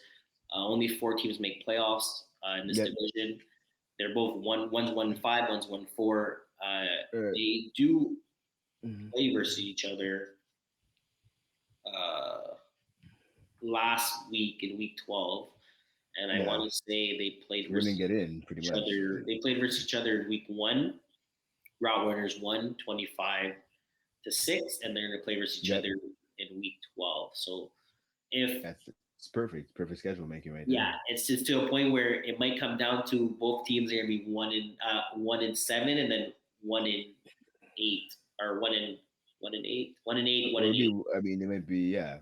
Those So might who's be going to one like and eight. who's going to win this game, and then points Mm. against might matter or tiebreakers to a point. Yeah, So, I'm gonna roll with Big Steppers. I say yeah. No, so I'm gonna say Route Runners. Runners. I've seen them play over the and I've seen them play last season for sure. I'm gonna say Route Runners here. Okay. Yep. Um, You? I'm gonna go Big Steppers. Um, I Okay. I watched Big Steppers play versus Delicious and Delicious. I think that was Mhm. last week or 2 weeks ago. I watched them play. They were okay. They had a lot of mistakes, but they had good communication. They have a lot of good athletes. They were speaking. They were trying to get better, and then they ended up beating them on Sunday. They ended up beating Delicious and Delicious 20-13. So I think they're getting I think they're getting a bit better. I think it just takes time. They're a bunch of athletes, and I think they just have to realize like it's one play at a time. I think they're always looking for that big play every single play. I think they have Mhm. to realize like it's a long game. It's easy to get first downs. Like stop trying to go for picks when you get a flag. Like stop trying to make. It's Yeah, more like yeah, oh, yeah, let's let me get this pick six. But it's more like okay, when you don't have the pick six, avoid the contact, let the guy catch the ball or the girl catch the ball, get the flag. The game yeah. that I watched from the Ross started just a point where they had a couple picks. They went for the pick. It was like not they don't have it, but it was like 30-70. It's like you could go for it, but if you don't get this pick, it's a touchdown. And there's a lot Yeah, of yeah, times they yeah. kind of adjust like that, or they missed a lot of flags as well too. So, There but you they go. were the No. only thing I did like about them was that they were communicating a lot. So hopefully down the line they continue doing that and they just get better every week.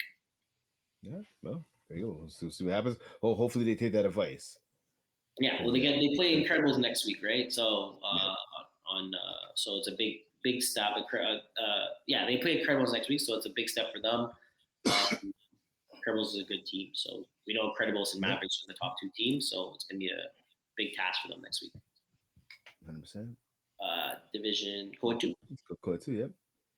So something stood out to me. So I was looking earlier, and so the game between Michael Scott's Tots, they beat the Shakiras 43-37. So the Shakiras, I believe, dropped to 0-6 now. The quarterback Guillaume Belange. I've seen him play a lot. I like him as a quarterback. He's pretty good. Good snapper too. Good tight end. He has 6 TD passes, 300 yards. David DeAndrade for Michael Scott's Tots had 246 yards and only 4 TDs. What stood out to me? Shout out to my homie Kenny Batuye. 7 catches, 88 yards, 2 TDs. On defense, he had a pick six as well. Yeah, Kenny still getting it done? Like Kenny still doing his thing? What stood out to me though about this game, besides that performance, was I was curious. So Charles Bush, man, I've seen I score kept some of these guys' games. He had 110 yards and 2 TDs. Philippe Barrows, very underrated player, he's starting to play some of the higher divisions as well. He had 109 yards and 2 TDs. I'm like, how did Securis lose the game? 200-yard receivers, quarterback throws for like 300 yards and 6 TDs. It's like the math is not mathing for me in that game. And I was like, wait a second here. Yeah. So when I'm looking at it, the halftime score I believe was 19-6 yeah, for Shakira's in the first half. Then they got outscored 37-18 in the second half. And I'm like, how does that happen? Like, blew my mind when I saw the score. And I was like, I think Shakira's won that game for sure. And I said, no, they lost 43-37. yeah. It's weird. How you only allow 6 points and then you allow 37? 37, yeah, exactly. 29 points in the second Yeah, half. But you're right. Yeah, no, that's right? always confusing. Yeah, It's always like to a point yeah. where they're like, "What happened?" Like, because you think about 37 points and a half is a lot of fucking points and a half. It's a lot of points. There's 37 So points in a game is a lot it's a of lot points, of let points. alone a You know? half. Like you'd probably maybe they'll Yeah, score like, 20, 37 points. yeah. They'll score that in a game if they're That's what I'm lucky. saying. 37 points in a game is a lot of points to give up. And a That must, half, like, that must jeez. be so frustrating too because you're going into halftime, you're up 19-6. You're not having the best season. You guys are 1-5. You're like, okay, Mhm. we're gonna get our second win here. Oh, no, sorry, maybe Their at that point, first win. maybe They yeah, need to they're get their 0-5. first. Yeah, they're 1-4. Yeah, Yeah, yeah. so they're like, okay, guys, we're going to this thing. We're doing a good job. We're playing versus a good team. Jeez. And then all of a sudden, you end up losing the game. Yeah, so now they're 0-6. That's and Michael Scott's Tots. It was a battle of 0-4s in that game, right? Michael Scott's Tots was 0-5. Secures are 0-5 heading into that game. So someone went home with a win, right? So shout out to Michael Scott's Tots. I'm looking at Shakira's right now. They got Flagzilla, Double Dip, Kamikazes, and then Flagzilla again to finish the season. Not a murderer's row by any stretch of the imagination, but I don't know. Shakira's Yeah, they're gonna have uh, to step it up a dig bit. deep to get that W. Yeah, I'm trying to look at how playoffs work. This division's not so quad two standings. For some reason, I know when I clicked on it, I was looking earlier to see if I can get a little playoff breakdown for me. It's not Yeah, working. it might be everyone makes playoff. To be honest with you. Could be. Hopefully that's the case, because if not, I don't like Shakira's chances. If it's not everybody makes the Yeah, playoffs. well, I mean, it's a shit situation because they don't even get the tiebreak now versus Michael Scott Tots. So, um, coming back to this topic, Tea Party 5-0. Are you surprised that they're 5-0, or do you think they're gonna come back to reality? I mean, if you look at it right, like let's take a look at the schedule real quick, right? So I mean, sorry, T- sorry, God, sinuses are having a good time. Okay, so Tea Party, right? So you look at it. Let's see who they beating right now. Go through quickly. They beat Flagzilla. Okay, they beat Michael Scott's Tots. Mm-hmm. They just got by Kamikazes. Yeah, it came down They to the did it. last Yeah, play. Sakura's. That's it. Michael Scott's Tots again. So I mean, they have some. They've shown they can win the tight games, right? Literally, one, two, three of the games have more or less come down to the last player or the last possession, if you will. Yeah, And then those are again, blow a victory over Flagzilla. I mean, that's and blow a victory over Shakira's. Is that impressive? No. What's going to show me now is they have mixed Lodge coming up, right? They have them coming up actually tomorrow, Thursday night. yeah, yeah. We played them twice too. Exactly, double dip. They got Tea Party again, right? So they have Flagzilla, fine, whatever, no pads, no helmets, just balls, and like I said, they finish off the season again against Mr. Lodge. It, if they can go obviously undefeated against Mr. Lodge, I like their chances. I don't think they're gonna be Mr. Lodge twice, to be honest with you. I don't see it. I think actually, to be honest, I'm very close to calling a sweep for Mr. Lodge. in those two games. I'm close. I don't know. We'll come back later in the season, but I definitely think Mr. Lush is going to beat them actually this week. Well, I think it's gonna be based on the rusher. Who's rushing Tristan? Yeah, yeah. And Yeah, that's for the sure. thing. If you That's get a good huge. rusher on him, it's gonna But help a lot. even But if you have a good rusher, though, he's good enough to be able to diffuse that. Like he's good enough yeah, but to it get just around and I make feel like plays. it's gonna get him off his game a bit. Yeah, That yeah. Oh, for sure. the Yeah, extra for sure. For pressure. sure. One thing I do have to Yeah. say, in especially when I was my quarterback days, when I did like to run, if I knew the rusher was around my same speed and I didn't feel as comfortable running, it I was not happy about it. Yeah, yeah, Tristan is a quarterback that does use his legs. yeah. He's rushed 17 attempts, 282 yards, and 5 TDs. Right. So it just goes to show you rush for 5 TDs and you're in over 282 yards. You're rushing. He's played 7 games, so he's rushing attempt is 3 times per game. Some games he Right. probably didn't any, but still 3 times is still a decent amount. It's not a crazy amount. It's like I would say it's like above average, but the rushing TDs is something that's a big factor. If you could take away those big runs that he's probably doing because he's averaging about 17 yards per run. If you could take away those big runs or that big run, like let's just say it's 2nd and 10, and he just at the 20-yard line, he just rushes for a touchdown. If you could take a sack, if you end up sacking him, it becomes 3rd and 12 compared to him getting a touchdown. So it's like I think it's a Yeah. game changer to a point. So I think that rush is going to be big on Tea Party to see who's rushing. I think it's Leia too. Leia. So Yeah, they're a big guy. Yeah, yeah, yeah. they might.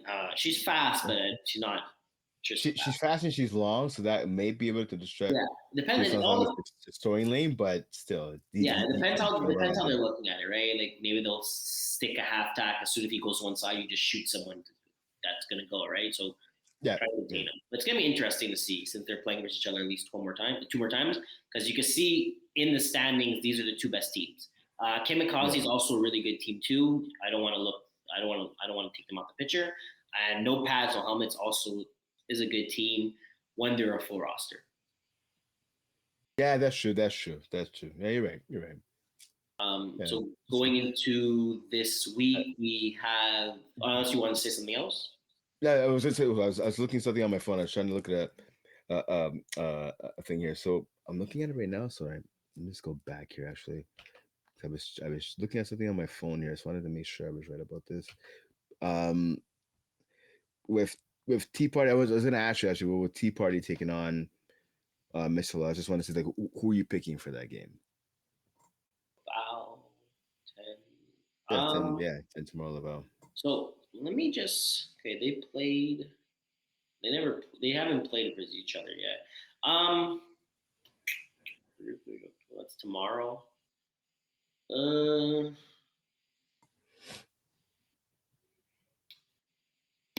I would take. I would take. I would take. I would take Tea Party. Okay. Yeah, I would take Tea Party. I think they're just. I think both teams are well balanced. Okay. Yeah. I'm gonna put the reason why I'm taking Tea Party is I think they have more of a veteran experience on the team. I think they have more guys that have been playing the league for a bit longer, and I think it might come down to that at the end of the day. I think Okay. Yeah. I think they have more guys that are understand defense on playing fine. I think they're gonna have a good game plan going into this game compared to kind of like Mixolage where it's not show up and play, but I know Tea Party they're not going into this game just like oh it's gonna be a regular game. I'm sure they're talking about how we're gonna do the rush. Who's rushing, who's gonna rush Tristan, what's the game plan for that. So I Right. just think Yeah. they're gonna Yeah. be. I think they're just gonna be better prepared going into this game. All right. Well, we'll see what happens again tomorrow night at in Laval. Yeah, Should be interesting. you have mixed lodge, right? I think Yeah, I got Miss Lodge. Yeah, Okay. I got Miss Lodge in that game. So that's the standings. We don't see playoffs, so we can't really say anything about that. And Yeah. then Right. we have Kamikaze playing Flagzilla. That's going to be tonight at 10:30. And then going down it, we have no pads, just balls, which is Flagzilla. So it's two big games Flagzilla's going to be playing.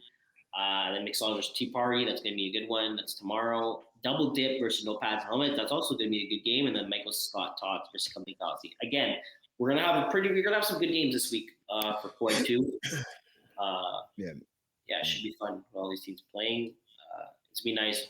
I'm gonna message Ben, ask him how playoffs gonna work. Because right now you have Shakira's at 1-6 and Michael Scott Tots at 1-5. So maybe there's only one team that maybe everyone makes playoffs, maybe one team doesn't make playoffs. So it may come down to those two teams. Or if double dip doesn't end up winning any more games, maybe one of these teams could catch up to them and shake it up a bit. All right, well there you go. All right, let's go to Koi one real quick here. Yeah. All right. So I know we have a game going on tonight. It's gonna start actually pretty much in 1 minute. The merge against La Guerre de Tuc. Yeah, that should be an interesting game. Two running quarterbacks, Alex Zalipsky and Mark Andre Reeves. So I'll talk about Fit Squad versus Kiss My End Zone first. Mm-hmm. Fit Squad. Okay, no, actually, I'll go back. I'll go Lego My Flag versus Fit Squad. So I play on Lego My Flag. It just, the way the schedule has been working, I've just been busy and I have a knee injury. So I haven't been to a lot of the games. End up working with my schedule, going to this game on Sunday. So I ended up going to this game. I got to see Shaddy. First of all, luckily for me that there was a delay in this game. So there was a 20-minute delay on Sunday. The traffic was horrible. So I ended up showing up late, but my late was pretty much early because my game was at 10. We started like at 10:30. Like that's how bad the delay was. So I get to the field and Shaddy Gee stepped up because their field is really nice. Okay, nice. All right. Yeah, that field is like I won. Like I remember when you walk on it, you're like, yo, what the hell is this? Yeah. It's like people are sliding. People are like, you're frustrated. It's like Kirkland, like not Kirkland. No, is it? Yeah, Kirkland when they used to have that field where I'm pretty sure they still have it, and they have the hockey rink next to it, and everyone just fucking sliding. It's like you're playing hockey, but you're on a turf. So I get to Shaddy and I look at the field, I put my cleats. I'm like, okay, this is a nice field, you know. This is a really good field. But no, I'm excited about that. I'm happy that they made the changement because I know a lot of people are complaining to going to Shaddy and then playing on a shit field on Shaddy. But they kind of changed it. Shaddy used to be Shaddy was always two fields, right? Mm-hmm. Yep. Or was it three? It was two. No, it was three. It was three, right? I want to say three. So now there's only two fields. So there's way more space, and it looks bigger. It looks bigger, nicer. The lights are nice. Like they always had the good light. The thing, Shaddy was a nice venue, just the field was the turf was bad. So big upgrade on that. So shout out to them. Shout out to kind of making sure we're there now. Like to be honest, it's not. I wouldn't say it sucks for the drive for some people, but it's not like you can't complain. Like there's something to complain about now. Before it was you can complain about the drive and then you can complain about the field. But at least now you only complain about the drive, and at least you're gonna play on a nice field. You know, like most people shouldn't get injured. Like it's a nice field, nice turf. Like it's new, you know. But anyway, so I made my debut with Lego My Flag. We ended up playing. We ended up playing Fit Squad. We won the game 39-24. It was a fun game. So what I want to say was kind of funny was I didn't realize, like I kind of did, right? I played with Jeff. I played with Jeff this season. I played with him last season.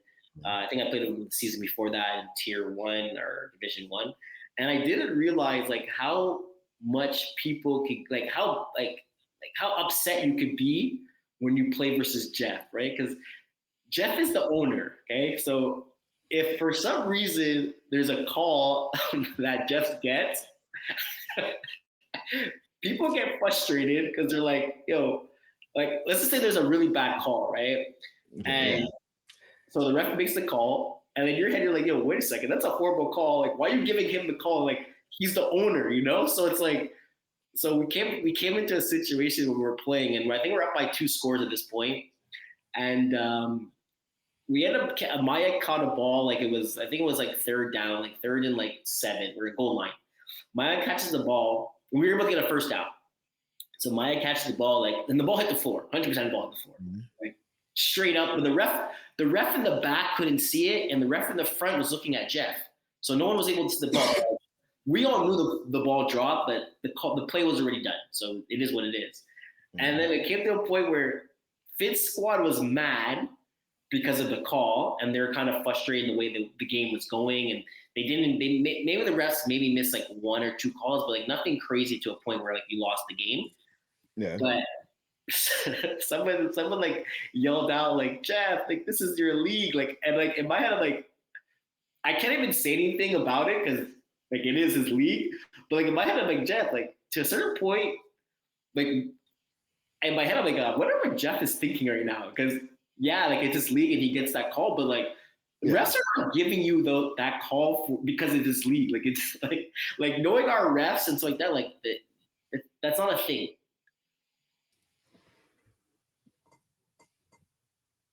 No, it's so I know like I remember when Jeff first bought the league, I know he was saying like he had a discussion with Leo Jerry, obviously the head of ref, and that was one of the points of contention, and and Jeff gave his word that like he doesn't want any calls, any favoritism, because of course that's the optics, that's how it looks, right? I've scored kept a ton of games where Jeff has played since he's bought the league. I cannot. This is not me. Yes, Jeff signed my paychecks, 100% he does. But this is not me saying like I've watched, like I've seen some close calls, and I could say at least in the games that I've seen where Jeff's been playing, the refs don't give him any No, there's calls. there's no favoritism. There's not. Yeah. There's no favoritism. There's no none of that. And he made it a point, right, to make sure that he went and he talked to teams in the hard, because he plays in hard divisions. He went and he asked teams and team captains, do you have an issue with me playing now being an owner? And to his credit, Jeff did that, and everyone got back to him and said, no, like we're cool if you playing. Obviously, people in the back of their mind might think, oh, I don't know, maybe, but he went and he did his due diligence and asked different players, and they all came back from various teams he's playing against and said, nah, we're cool if you're playing. Is it? I know from knowing Rob, I was friends with Rob Campana, the former owner I'm still friends with him today. We've been friends for about 15, 20 years. And that's one of the reasons why he never played, why he owned the league, is because of that. And he's come back since now and has been a player in the league now that he's sold. So I mean, Jeff is not doing that, but I've never seen anything where like it's been a little shady and the referees are scared to make a call because it's against Jeff's team. I haven't seen that. I just found it was funny. It was, all I heard, like, we scored a touchdown or whatever, you hear, like, Jeff, this is your league. Like, and then in my head, I was, like, laughing. I was like, I wonder how Jeff feels right now because, yeah, it was a shit call. Don't get me wrong. And it's unfortunate, but it's football. Like, there's shit calls for every sport, Refs can't be perfect. We all witnessed it. We all played through it. There are missed calls for sure. Yeah, it is what it is. I think it's just a point where I don't think you even say that. Like I think you kind of just go about it. Maybe after the game, you go talk to him and say, "Oh, hey, like I didn't like this call." But at the end of the day, like refs are not out here making calls for our president just because like that. It doesn't do anything for them, and it doesn't like for him. It's like it doesn't do anything, But I just found that it was kind of funny. I was driving back with one of my friends. We were laughing about it. And he's like, because he's never been like seen an FPF game, and we were hanging out. So he came to see. He's like, why did someone stream that? I'm just like, oh well, I told him like the situation. He's like, oh okay, I get that. He's like, but would refs actually do that? I'm like, no, but when you're frustrated and calls are not going your way, you kind of start saying random stuff. You start blurring out certain things, Yeah, it's frustrating. Heat in the moment. 100%. In the moment, yeah. So I found that kind of funny. But so we ended up winning that game 39 to 24. We had a good start. Fit Squad couldn't come back, and kind of everything was going our way. Then Fit Squad played Kiss My End Zone, where you would think Kiss My End Zone would have won that game. They ended up losing. And not losing, they lost bad. They lost 41 to 12.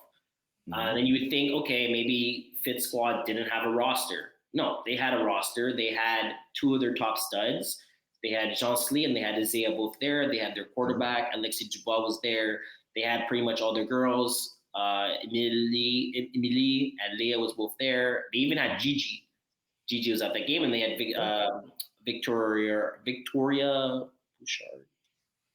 They also had. She was pretty. She's she's younger, but she's also pretty good. She's pretty good. She's a stud on defense as well too. So I was just surprised at the fact that Fit Squad they end up losing against us 39-24. They come back the next day and they end up losing 41-12. So yeah, it's surprising. I mean, listen, the result is surprising for sure. You don't think I'm not surprised that the Fifth Squad won the game because I mean, listen, they have a good team. I told you, saying I think last week the week before, like William Briard's good quarterback, right? 5 TDs. But yeah, it's Jimmy Lee Janvier, right? Like two interceptions in the game, right? Like you can't be turning the ball over. Not to say, I mean, it's not his fault. He's not doing it on purpose, but you you look at the rosters. Like I mean, if you look at Fifth Squad, we talked about like a veteran squad. So Darius Lattimore is a guy that I've been talking about him the last couple of years. Like he's a good player, right? He went off. He had 104 yards, 3 TDs. Um, with the I don't know butcher her name. Bujima Sada, right? Only 53 yards, but like 2 touchdowns, right?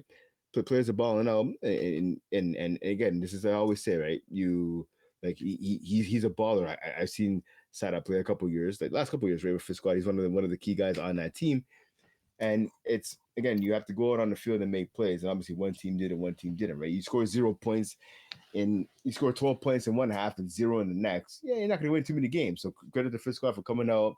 The guys and the girls on the team, they had 27 points in the first half, only 14 in the second, but the defense was smothering in that second half. You keep your team off the scoreboard, chances are you're going to win the game, right? 100%. I want to give two shout outs before we kind of get off Division 1, Code 1. I'm going to give two shout outs. Shout out number one, it's Chloe Corbell. She plays on the Fit Squad. Okay, yeah. She came to that game with literally 1 foot. So whenever I'm pretty sure she had an ankle injury. She couldn't run. Yeah. She was hopping one leg the whole time. She came down. She played offense. She played defense as well too. I have a clip of her getting completely destroyed by Paul. We're going goal line. She was just kind of standing there. She got completely destroyed. Paul, she couldn't move. Like she was not mobile. But offense, all she did was she ran 2-yard hook. She did 1-2 steps, ran 2 hooks, and she caught the ball and she like moved very slowly, but she couldn't run. Like it was, I'm pretty sure her ankle was swollen.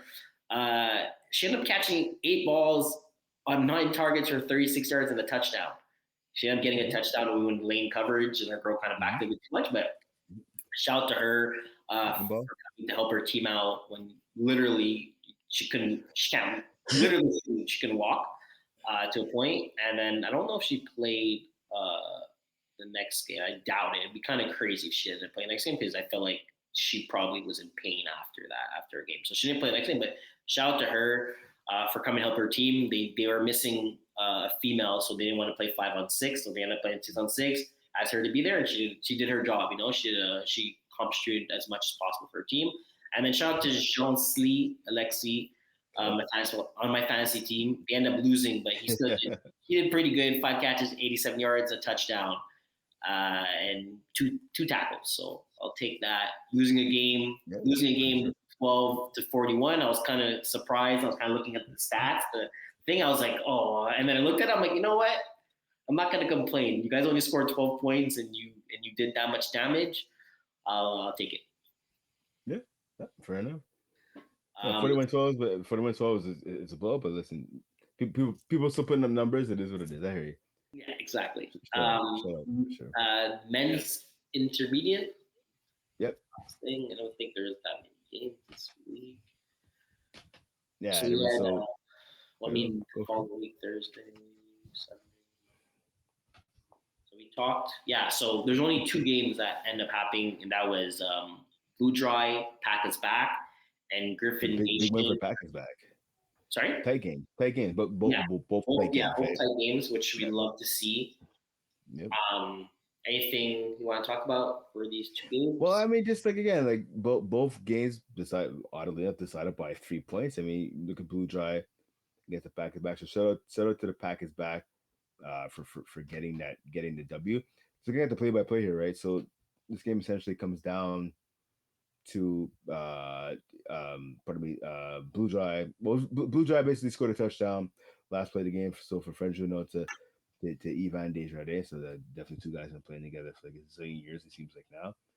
Uh, so credit to him scoring that touchdown.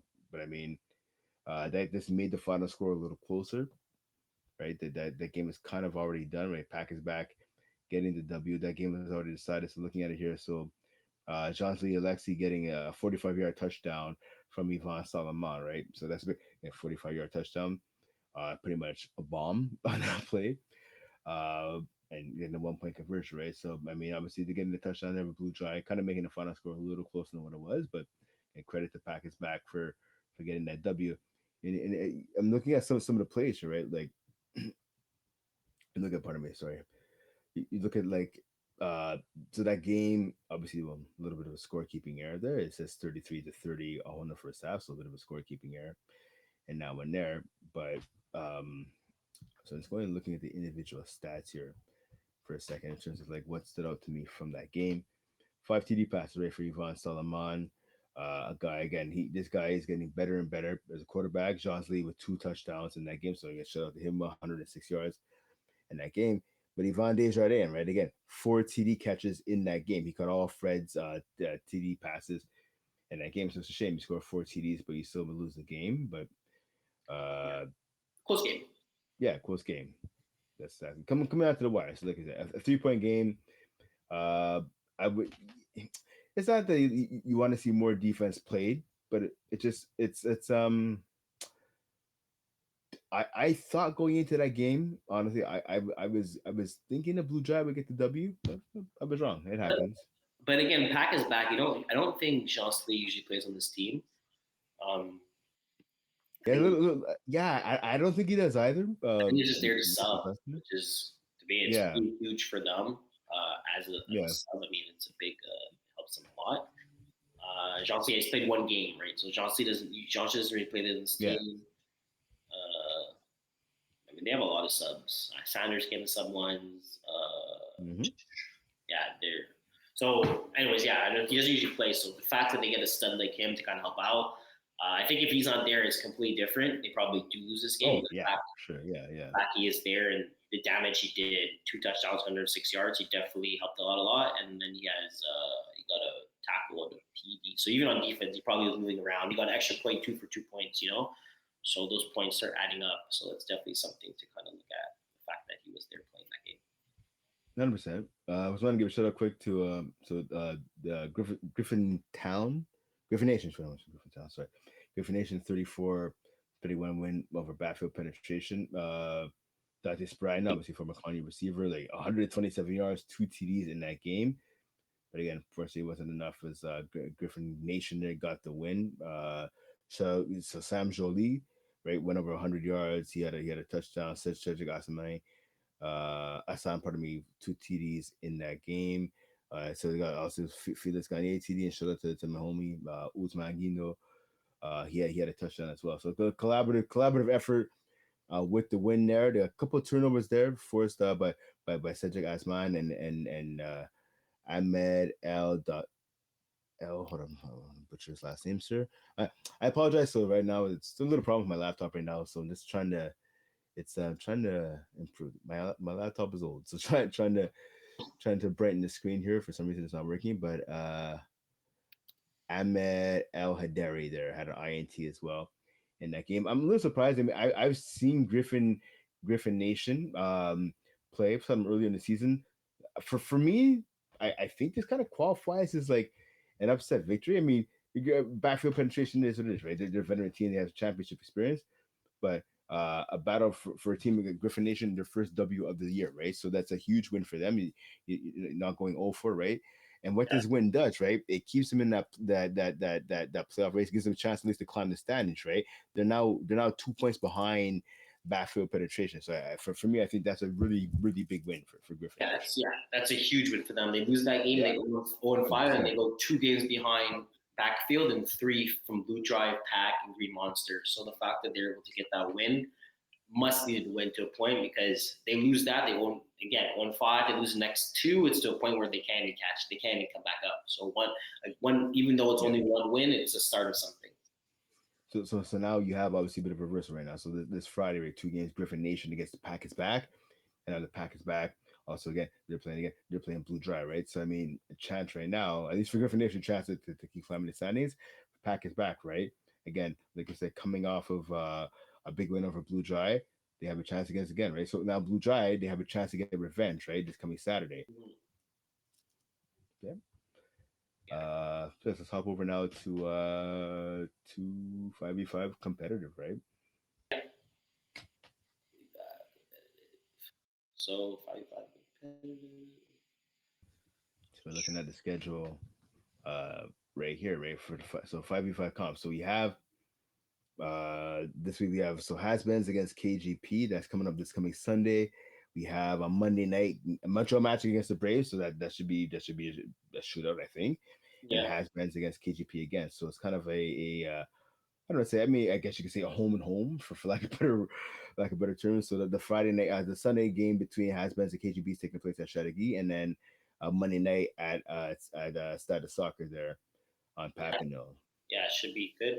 And then we had Montreal Mags played Braves. We had that actually posted on our Instagram. Yep, We had some yep, highlights of that game. It's yep. kind of interesting because Montreal Magic, the last matchup Braves versus Montreal Magic, Braves won like 50 to like 12, and Mm-hmm. then now Montreal Magics came back. They won 32 to 14. Just goes to show that Braves didn't have Joe Meyer. He didn't play that game. Gab Champagne was playing for them, so Montreal Right. Match took advantage of that compared to last time where when Braves played Montreal Match, they won 54-6. So Montreal Match had about a good amount of subs, and they didn't have Dan. So it's kind of like we didn't have our quarterback, you didn't have your quarterback. We won by double digits. You guys won by double digits. It's going to be interesting to see that matchup Monday, October 20th, to see how who's there, who's not there. Because again, whenever these two teams play, it's fireworks. Yeah, 100%, 100%. Fire risk, a little bit of trash talking. Um, I don't expect any Christmas cards between AJ to the Braves or the Braves to AJ, but every time they sign, anytime they hook up, Yeah, it's it's always always fireworks. to be honest, but it's I like it. Like to be honest, the fact that Oh, 100%. you see two teams like that playing versus each other, two elite teams, two like you don't get that a lot of places, right? You don't get to watch quality, good flag football where you see athletes that are literally representing your country to play. So yeah, there is some talking back and forth, Yep. but at least you're watching some Mhm. good football, good flag football. Like you don't see that. Exactly. Like if you could, if it's a weird, it's to be honest, it's kind of weird. Like you can literally tell someone, oh, you want to watch a good flag football game, Monday, Saint Laurent, 9 p.m. Show up, bring a bag of popcorn. Like you're not going to be disappointed unless rosters don't show up. But like it's a quality game. No, 100%, 100%. I mean, I'll be sitting around Monday night, so I'm looking forward to that. I want to say a quick shout out here to Has-Beens. I mean, again, listen, Has-Beens, like I said, their team right now is still struggling. I believe, yeah, they're still looking for their first. I just want to make sure, yeah, they're looking for the first W of the season. But shout out to them. Obviously, we talked about Jonathan Senecal making the transition from tackle to flag. It is a little difficult, especially for quarterbacks. 21 points the first game, 16 points. They've gotten 30 back to back games now. So again, it has it have they been letting up the scoreboard? No, but there's a team now slowly getting better. They have a big matchup coming up this coming Sunday against KGP. That's going to be in Chateauguay. So uh, see what happens. I mean, has-beens again slowly getting better. Will they knock off KGP? I don't know, but I mean, it's a thing where they actually did KGP on back to back days actually. So they have KGP on Sunday in Chateauguay, and then they have KGP the next night at Stade de Soccer. Can we see an upset maybe in one of those games? You know what? Why not? I want to call. You know what? I want to call here. I think has-beens will be able to knock off KGP, and not both those games, but maybe I think one of those games. I think we'll see an upset, and I think we'll have has-beens getting their first W of the season. I'm gonna say opposite. I don't think they're gonna win any of those That fair two enough. games. I'm just saying. Again, team the offense is finally finally finding a little bit of success here, getting a little bit better slowly here. Yeah, I I think just it could happen. one of the reason why, well, I am biased, but the only reason Yeah. why I just don't think True. uh, one has been one of their biggest issue is their defense.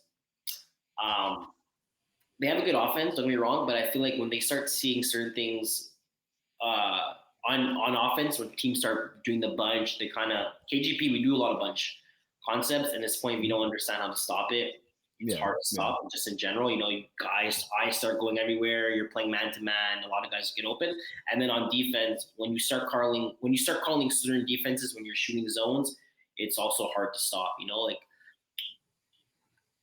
again, I'm biased, but I just don't. I think it's going to take them a bit longer to kind of adapt. I don't think they're even going to win a game this year. To be honest with you, if teams are coming with full rosters, I don't think they're going to win a game this year.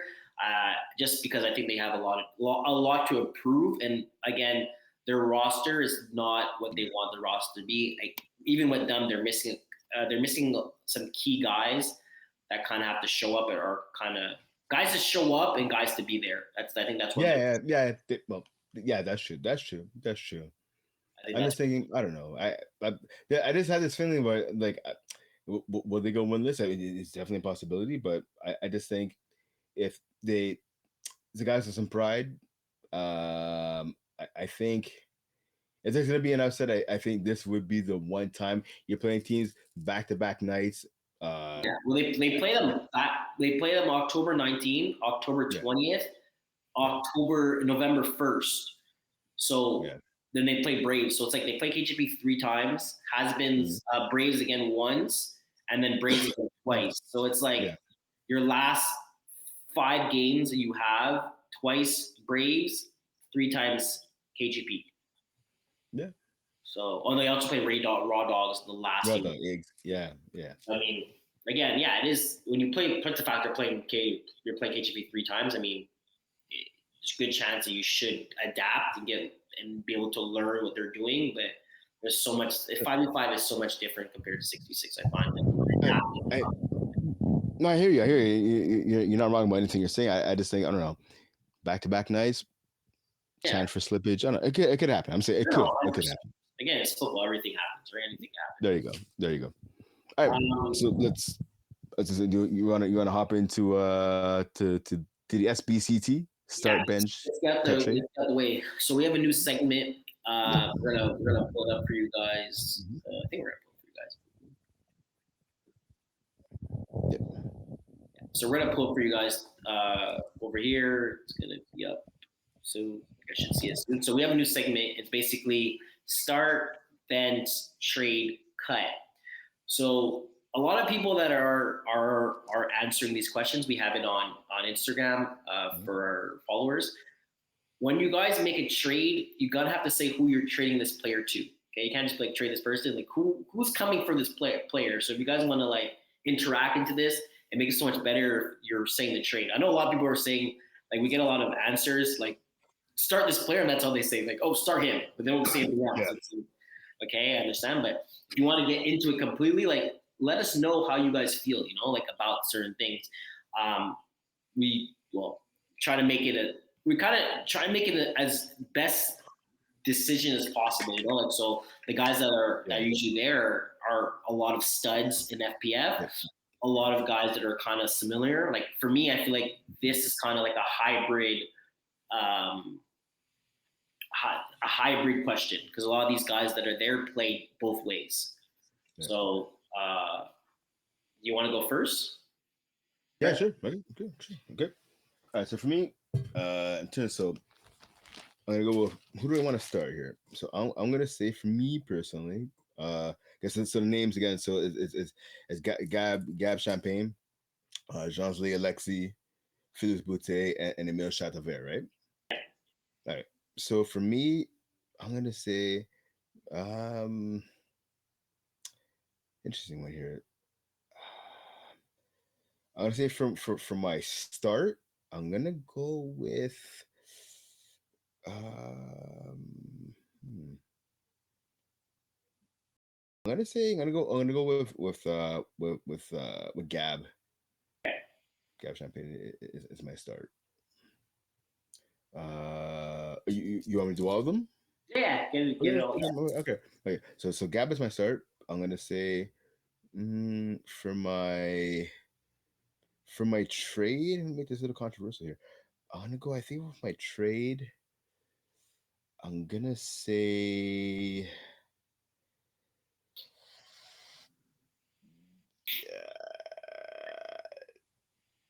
It's hard. John Lee. John Lee. I'm gonna Mostly trade trade, John right? Lee. Yeah, yeah, yeah. I'm gonna say yeah. Start gap. Trey John Lee. I'm gonna say I'm gonna bench Felix. I'm gonna bench Felix Boutte. Crazy Okay. on him. And on a cut him. Yeah. I'll cut him. I'll cut him Meal shot over there.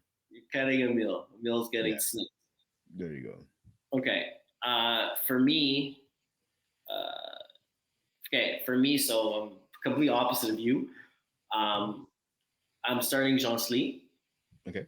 Yeah. It's because he's versatile. Yeah. Quarterback, Mhm. snapper, Yeah. receiver, DB, anything regarding that position. I'm going to bench Gabe because, again, quarterback, receiver, DB, you can play all three positions. You Yeah. know, you can fit him kind of anywhere and he kind of fits the Yeah. system. Mhm. For my trade and my cut, so I feel like Emil and Felix are kind of the same type of players, speed wise. They both can rush, so it's like I think I would say Felix is a bit taller, but I think Emil's a bit faster. Uh, Yeah. Yeah. That's fair. That's fair. so it's to, it's to the point like, what do I want? Like, so like it's like 50-50. But I'm gonna take Felix. I'm gonna trade Felix. I think I'll get a bit more value from Felix than Emil, even though they're kind of similar. And then I'm gonna cut Emil. You're cutting a mill. You said. Yeah, cutting Emil, Okay. trading Felix, starting Jean Slee, and benching Gap. Okay. All right. Cool. Yeah, this one was it was interesting. It was kind of a lot of hybrids, because it's to a point where like if you're putting a team together and you already have certain parts and then you're looking to add something on, all these guys could be that add-on, it depends what you're looking at. If Yeah. you already have a elite quarterback, already have a elite second quarterback, you need someone that's just to like open up the field, then you look at Felix and Emil. Those guys can open up the field compared to Jean Slee and Gab that are not as fast. But you're looking for someone to win jump balls, sidelines, stuff like that, a lot of in routes, then you're looking at Gab. You're looking for somewhere more versatile, you're looking at Jean Slee because he do everything for you, So, but that's my sit, bench, cut, and trade for this week for you guys. Yeah. Cool. I, I, And then, I like this list. It's a good list. It's a good list. Obviously, obviously gonna be playmakers every week, but it's guys who again. So I know do this quarterbacks like the last couple we times, did but I mean, quarterback, we did yeah, receivers, quarterbacks, and I think this is more of a hybrid list, guys to play both ways. exactly, You know? exactly, exactly, exactly, Um, exactly. so It's that's also cool. It's some guys that are teammates. So yeah, you look at like, Neil, you look at Gab, teammates, right? So yeah. a little different this time. Mm-hmm. Okay, so that's it for sit, bench, cut, and trade. Now we have.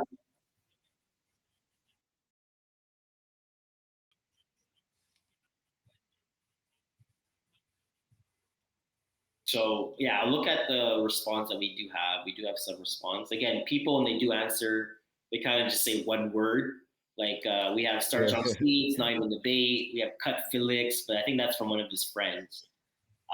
And then we have some people that hearted it and stuff like that. But hmm I guess like people are. I mean, we have a thing that says common here, but I guess it's easier if you wanted someone. If you want to be like to say one thing, you say that. But anyways, so that's it for that segment. The only thing last week is we have our draft. yeah. Yeah, we have our draft. So let's just try to get that as fast as possible. Again, guys, for our draft, how it works, me and Brent draft every single week. You can't pick the same player twice. So that means if as soon as you're picked, you can't get drafted again. Even though if you get picked on my team, you can't be on Brent's team the week after. We have our point system all set up. If you do get drafted and you miss the game that you're supposed to be played on for that week, you do roll over for next week. and then we're gonna have the results probably by next week. And our issue right now is that some players didn't play for like 2 weeks or have a bye week, so they didn't play. Then they have a bye week, so it's taking longer to get the results for them. But everything's gonna come out soon. I think a lot of people are interested. People are coming up to me saying, "Oh, how does it work?" Or I scored this many points. When's it going to show up? So I think there's interest in it. I think it's also fun to a point where we're going to have some situations where me and Brent scores are going to be close to it, and we're probably going to be both be missing one or two players. So you might get a DM from me and him there saying, "Hope you have a good game," or "Wink, wink, let's score some touchdowns," something like that. So let's get this rolling. So we're gonna spin the wheel for you guys here. Yeah. So we're doing a new thing. We have 30 seconds to pick. So we're gonna pretty much go our fastest to kind of pick, so it doesn't take too much time to go. Okay, so Brent, I went first last time. You went first the second time. So I'm gonna start this time. So we'll kind of go back. For tier 3, I'm just gonna go quarterback. To get out of the way, I'm gonna take Simone Dagenet. Simone from Jagerbomb, right? Yeah, Simone Dagenet. Yeah, I think it's Dagenet. That's the Shen. Simone Dagenet. Yeah, my bad. Simone Dagenet is no, yeah. All right, nice. Okay, cool. Wow. I'm gonna go for here. Tyler Bianchi. Okay, from Killer Race, right? Killer Race. Yep, Killer Race. Yep. Okay. So that's tier 3. The only thing it's kind of confusing is that when we have the more people we take, the less people are going to be there. So there's a lot of sleepers coming soon. So we have co-ed 2. And you can pick first. Wow, okay. Co-ed 2, shoot, okay. I'm going to pick okay, so we have quarterbacks already done. Okay. I'm gonna pick actually. It's interesting on this one there. I'm gonna go a little off grade here. Sorry. I'm gonna go. I like this guy. I'm starting to watch him more and more. Charles Beauchemin from Shakira's. Okay. Yeah.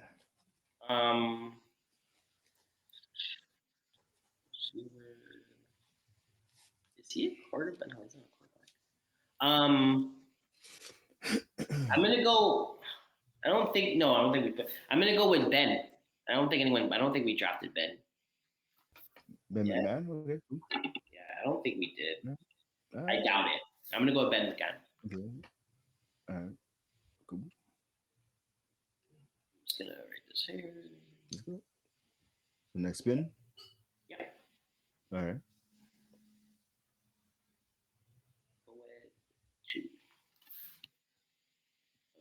So we have co-ed 3. 3. Okay.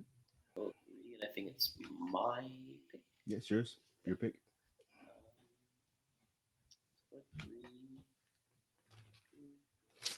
I'm going to take.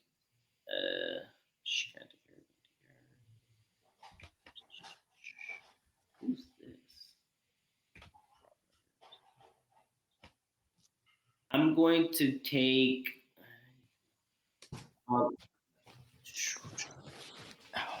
I'm gonna take. 1 second. I just want to see if I can. I want to see if I get to take this person. I can't even take this person. I need 10 more seconds. Horrible. I'm gonna take Davin Sandler. Oh no, I can't. Yeah, I took him already. I took Devin Sandler. Yeah, okay, it's a quarterback too. That's a quarterback. Okay, I'll take. Why is it? Oh, okay, I'm in quarterback. That's why. Sorry. I'm gonna take Jeremiah Engolo from Big Steppas. Okay, so Jeremy Jeremy Angolo. Okay, Jeremy Angolo from Okay, cool. All right, I'm gonna pick. Let's see here. Let me get a little crazy here. Let me. You know what? I'm gonna pick. Actually, I'm gonna go a little off kilter here. Off kilter. What am I saying here? I'm gonna pick.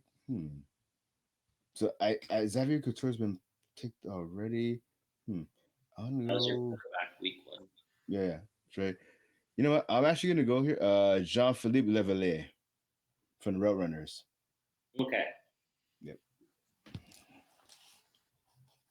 Okay. We could roll.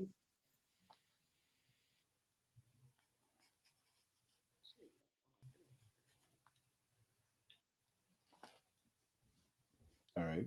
Okay. So Mariana, It's code one. your turn. We're at, I don't know. I Code don't, one. Yeah, code one. code Code one. one. Okay, code one. All right. Code Um, one. just a reminder, we did code three, code two, so you technically need to pick a girl. Oh, cool. Fine. Do Unless I you have go to? find, unless you go find a sleeper Yeah. It's fine with and me. I'm division, good. I'm one good. of the tier three, four, five that a female that Okay. plays medically. All right. Okay. Not a problem. Not a problem. I'm gonna go. Pardon me, first division. Ladies. Well, I think that's a good question here. I know I picked last time. I'm gonna say, you know what? I'm gonna go with Gabriel Mongrain from like, well, yeah, from your team. Look on my flag, yeah, Okay. Gabriel. I'm That's I'm gonna go Lori Louette. Louette. Lori. Yeah, I'm going Lori. Lori, yeah, look, homegirl Lori. All right, cool. Yeah, I'm going Lori. I thought, you know what? I was in a pick. I had thought she got picked already. You That, know what's funny? I was on her profile, and I hear you're like, and I was like, oh, for sure he's going Lori. For sure he's going Lori. I And was so sure Lori got picked already. Damn, no, and then you did say it. I was like, okay, yeah, I'll go Lori. damn. So shout out to Lori. She's a homegirl. She's cool. I thought, awesome people, obviously. I was so sure she got picked already. My bad. I apologize, Lori, because you're good people. You're super cool. I was so sure Lori got picked. All right, my bad. Hey, you know what? Yeah, either way, all right, I'm cool. Gabriel Mongrain, my Gabriel Mongrain. All right, cool. I'm not complaining about my pick. I'm cool with it. I'm gonna make sure she doesn't play that much. I'm telling her to Oh. make sure she doesn't get any interceptions. All right. Next pick. It's mine now. This is Cohen one. Intermediate, I think. Yep. Intermediate. All right, go for it. Intermediate. So I'll go with. Ooh. I think last time I took Anthony Lazara. I'm pretty sure Sam's been there. Ben's been there. Receptions. He's been there. Let's go with. Sorry. Um, I'm gonna go with Simon Sicard. Sicard. Sounds good. All right, cool. He plays I on. see. Yeah, I think he's a good player. He's a good player. Good Try. ball.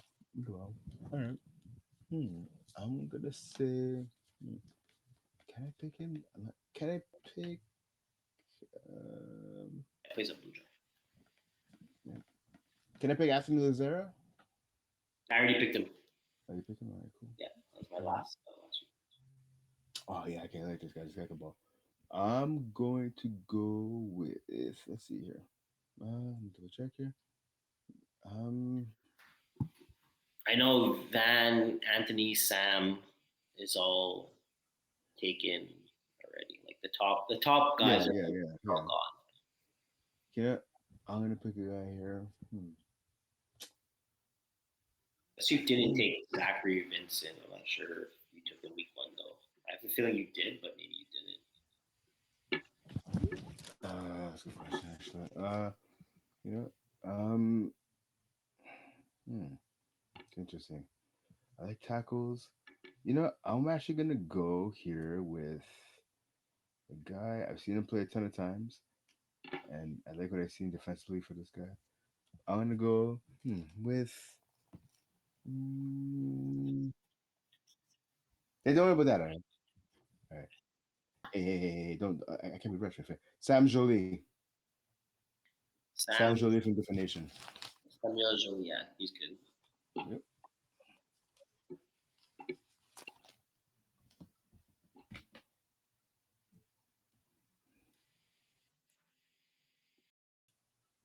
Okay. The 5v5 comp. Let's get it done. All right. Who do you got? Wait, it's me, you, me. It's you. Oh, shoot. My pick. My bad. Okay. All right, then. I'm going to go with. Mm,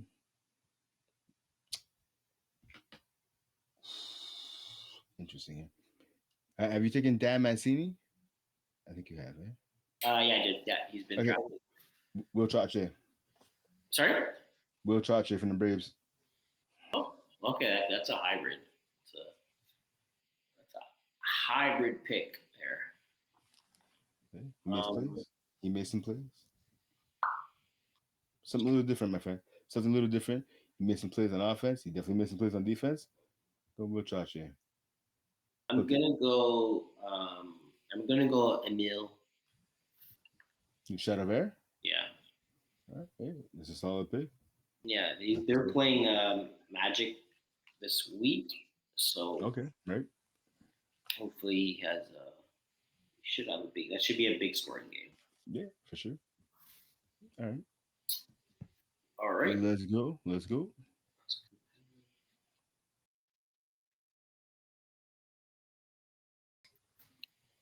Uh, Ooh, okay. Tier two. All right.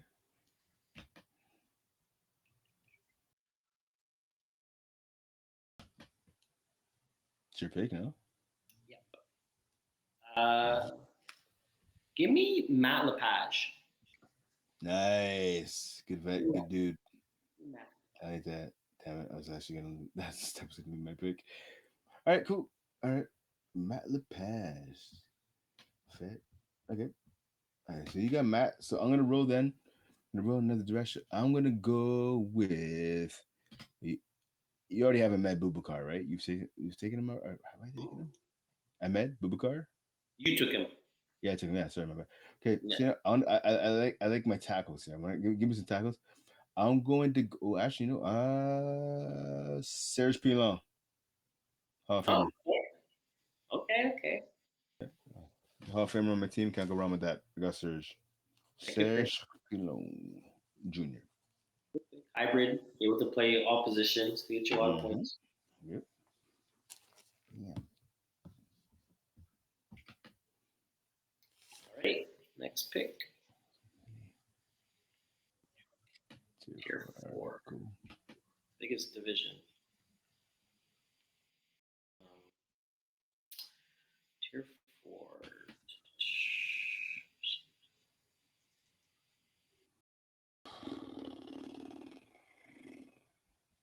Going to go. I'm gonna go with Ray Franklin from My Ball Hawk. guy. That's my guy. Ray Ray's my boy. All right. Good peoples, man. All right. Good peoples. Good peoples. Shout out to Ray Ray. Actually, yeah, wait a second. Yeah. Oh, it Yeah. is. That's my pick. Cheater. Look at this guy trying to cheat and stuff. Horrible. You should be ashamed of yourself, sir. You should be ashamed. God damn Shame. you. Yeah. Yeah, I'm picking Ray Ray. Yeah, Ray Ray. Picking Ray Ray. Damn right. It's my guy. All right, Ray Ray. What it do?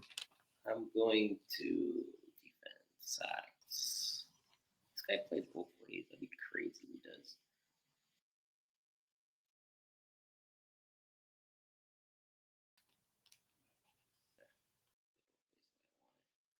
Hey, I'm gonna take from Toon Squad. I'm going to go with Toon Squad. Yeah, Toon Squad. I'm going to go with um, Dylan Mevortz. Z Vortz. Yeah, Merovitz. Yeah. I think I picked him already, didn't I? I don't think so. Did you? Let's check. Hold on. Pick that out. I can tell you right now. Quaysie trying to cheat. Trying to pick someone when it's not his turn. And not Oh, you did. You did. You did take him. You did. You did. You damn right I did. You did. Yeah, Mervitz. Hell yeah. Come on now. Yeah. Um. Okay. Okay. Oh, you know what? You know what I'll do? I'll go with give me Felix Clement from Ramico. Yeah, good dude for this. Good dude. Good player, good dude. All right. That's cool. Okay. All right. All right. All right. All right. All right, we can spin it. Tier 4.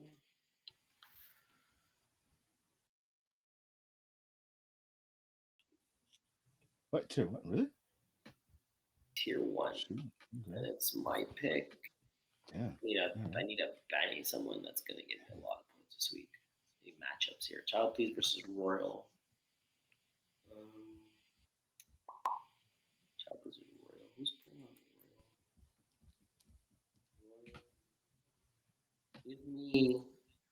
Oh, no, you took Surge. Surge would have been a good pick for this Royal team. Yeah. Damn right. Mm-hmm.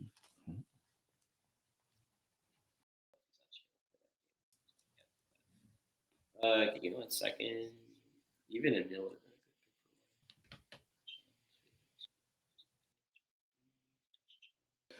a good pick. Let's go with. Is Fitz even gonna play? How many games is Fitz out? Like a timer is going on here. Come on now. Yeah, I don't want to pick a guy that comes to a point where I know he doesn't play for like 5 weeks and then doesn't. I know. I'll take. 1 second. Why is all these guys all? Oh, they even show you this. Oh, that's pretty cool. Give me Fitz from Party Crashers. All right, Fitzgerald send it to us. All right, cool. Give me Yeah. Marc Andre Lapointe. Mark Crasher, okay. Yep. Hopefully Fitz gets some offensive reps. Let's go tier 1. Okay, so next one we have tier 5. It's your pick. Damn. All right. I had some lined up before. Let me just go back here. Tier 5. I'm gonna go. Oh, my bad. I didn't forget his name. No, wait. Is he available? Nicholas Knez, Knez from TGs. Yeah, I think that's. Yeah, I don't think it went to them. There you go. Oh, there's 2 Nicholases though. I'm going with Nicholas from TGs. Nicholas Kaz. Knez. Okay, I'm gonna go. I'm gonna go Nicholas Poletti. So another one right under him.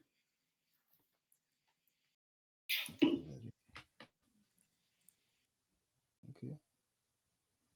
So what team is he on? Huh? What team? TGS. Same team as you. Okay. All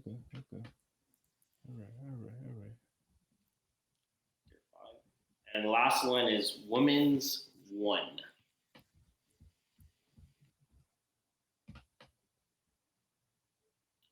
I'm pretty sure. No, you've. Yeah. Okay. So Women's 1. Open up here.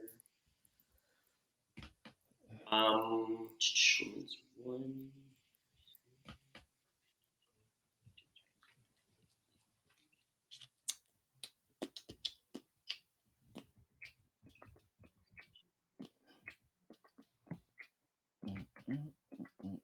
Come on now. Come on now. Come on. You got it. Yeah, that's a good question. 1 second.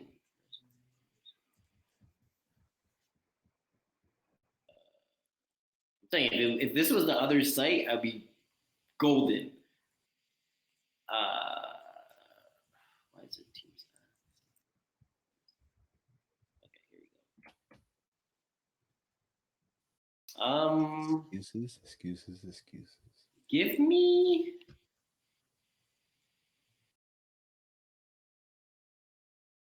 I need like 10 more seconds. I'm in, Oh, I'm come in a on, man. I'm in a whole new category where I don't know where I am. Um, give me. We got. Oh, you What know, you got? okay. Give me Coralie. I don't think she plays offense though. That's the problem. Uh, Passing, receiving. No, just play offense. Um. Okay, give me Emily. Yeah, I know she plays. Horrible. Come on. Yeah, okay, give me Emily Drosche. Yeah, Droscher. Joshua. Yeah, Joshua. She good boss. I like her. She's cool. All right. Okay, you know her from a quarterback there from the Rock. All right. I want to say Coralie the Duke. No, Emily's not a quarterback. Emily is a quarterback No, for she's the. not. She plays Is for she? the Rock. She's quarterback for the Rock, dude. Okay, repick. We will repick No, it. no, no, no, no, no. That's who you're picking. No, no, no. That's who you're picking. Get out of here. That's I who you're already picking. have a quarterback. That's not my problem. That's not my problem. Figure it out. Emily DeRocha, you're locked. It's locked in. Lie, you locked it in. This is who you're picking. Forget I out of already here. have a All right. quarterback. Yeah, that's great. I got Coralie Leduc, done and done. She's awesome. She's super cool from Chaos. What's going on, Coralie? Holla, holla. All right, that's what I got. And we're done. All right. So it's locked in, my friend. Yeah. All right. Yeah. You know what? I'll leave like that. I'm sure I'm still gonna beat you. Possibly. Possibly. Not anymore. Done and done. Let's lock it in. So put it in, turn, lock, we done. All right. We've been on for 3 hours almost. It feels like 10 hours. Yeah, a good solid 2 hours. 2 hours and a half. It's been a while. Yeah. Oh, but yeah. So that's the draft. Again, everything's gonna be coming out soon, guys. So just be Mhm. patient with us. It's gonna be nice. It's gonna be done. It's gonna be done well. Proper. Yeah. Proper. It's gonna be fun. Right? We enjoy doing these drafts. I enjoy looking at results and seeing how people do. Some people good, some people bad. But it is what it is. But it's fun to see. I think a lot of you guys also like it too. So we're gonna try to do a little more stuff that's gonna get you guys more involved and more people tuning in and kind of seeing what this podcast is all about. That's exactly. We want to make it fun. We're making it different. The draft, the start, bench, trade, cut. Obviously, we go through all the divisions. It does take a while, but it's fun. We're doing it for you guys. We want to get everybody, all the divisions, all the teams, as many as possible involved. I know winter registration is coming up pretty soon. Speaking of teams, Yeah, it is. uh, yeah. We'll have to see what the as soon as we get the dates, we will let you know. Prices as well, we will let you know. Make sure to go on to FlagPlusFootball.com to find out everything, all the information on FPF Junior. If has it started yet? Let me check real quick. No, I know yeah, last week we were talking about getting yeah, it started. has it started? All right. So registration, I believe, is still going on. So if you have not registered your children or your friends' children or your nieces, your nephews, whoever, whatever, just so quickly, flatplusfootball.com. Like and subscribe as always. We care. Yes, yeah. So like and subscribe obviously because we want to keep getting those numbers up quickly. Consuming alcohol in the fields. I know Mo Khan is the person who usually sends out all the reminders, the teams and that, and we're gonna do it as well. Please do not drink in the fields. It's stupid. Let's be real here. We're all adults for the most part. Obviously, FPF Junior is not, but everyone else, we're all adults. Listen, there's nothing better than football and beer. I'm a huge fan of football and beer uh, from my house at the same time. But at the fields, please do not. We've been saying this for years. We're lucky to have the fields. I know some of the fields back in the day, like Lachine, unfortunately, we're not there anymore. There are no fields there. Most of the fields do not have bars. I know, yeah, even if they do, Yeah, please don't get bar. Please that's don't get beers and bring them over. yeah, that's the problem, right? The issue is that most Yeah, of these complexes don't have alcohol licenses. yeah, So if for yeah. some reason they do get a fine, ends up getting a fine on them, and then it comes back to the league. The only complex that does have a licensed liquor license is Complex CN, and you personally need to go buy the beer alcohol from there. You can't just bring it yourself. So they do have a place where they do sell beer. It's literally when you walk in, it's right next to the vending machines. If you actually knock on that door, someone usually is there, but it's not open. So you literally have to knock, and someone's usually there. They usually have like a student that's kind of doing work, and they will sell you alcohol if you do ask. So just do stuff like this. Yeah, same thing. Even I know for Laval, because I know again this is the last week of outdoor games. I know Laval, once we go indoors, they do have a liquor license as well. But as well, again, please be smart. Again, we can get the league can get into a lot of trouble for having players drinking beer on the fields, and I know so there's usually the same old people to do it. But again, new teams as well. For people that don't know, again, you cannot drink your beer on the field. It's tempting to bring it in. Please don't do it. Let's all be smart. Even in the parking lots, honestly, you're not really supposed to be doing it in the parking lots either. Uh, do it somewhere. Not on the fields. Please don't do it on the fields. It is what it is. It's tempting to have a beer after the game. I mean, it is what it is. But don't do it. Having these fields is a privilege, and we do not want to get kicked out. It's hard to get fields as it is. So let's all be smart people. Have your beer outside. Have your beer once you get home. That's the best thing, honestly. It is what it is. Yeah.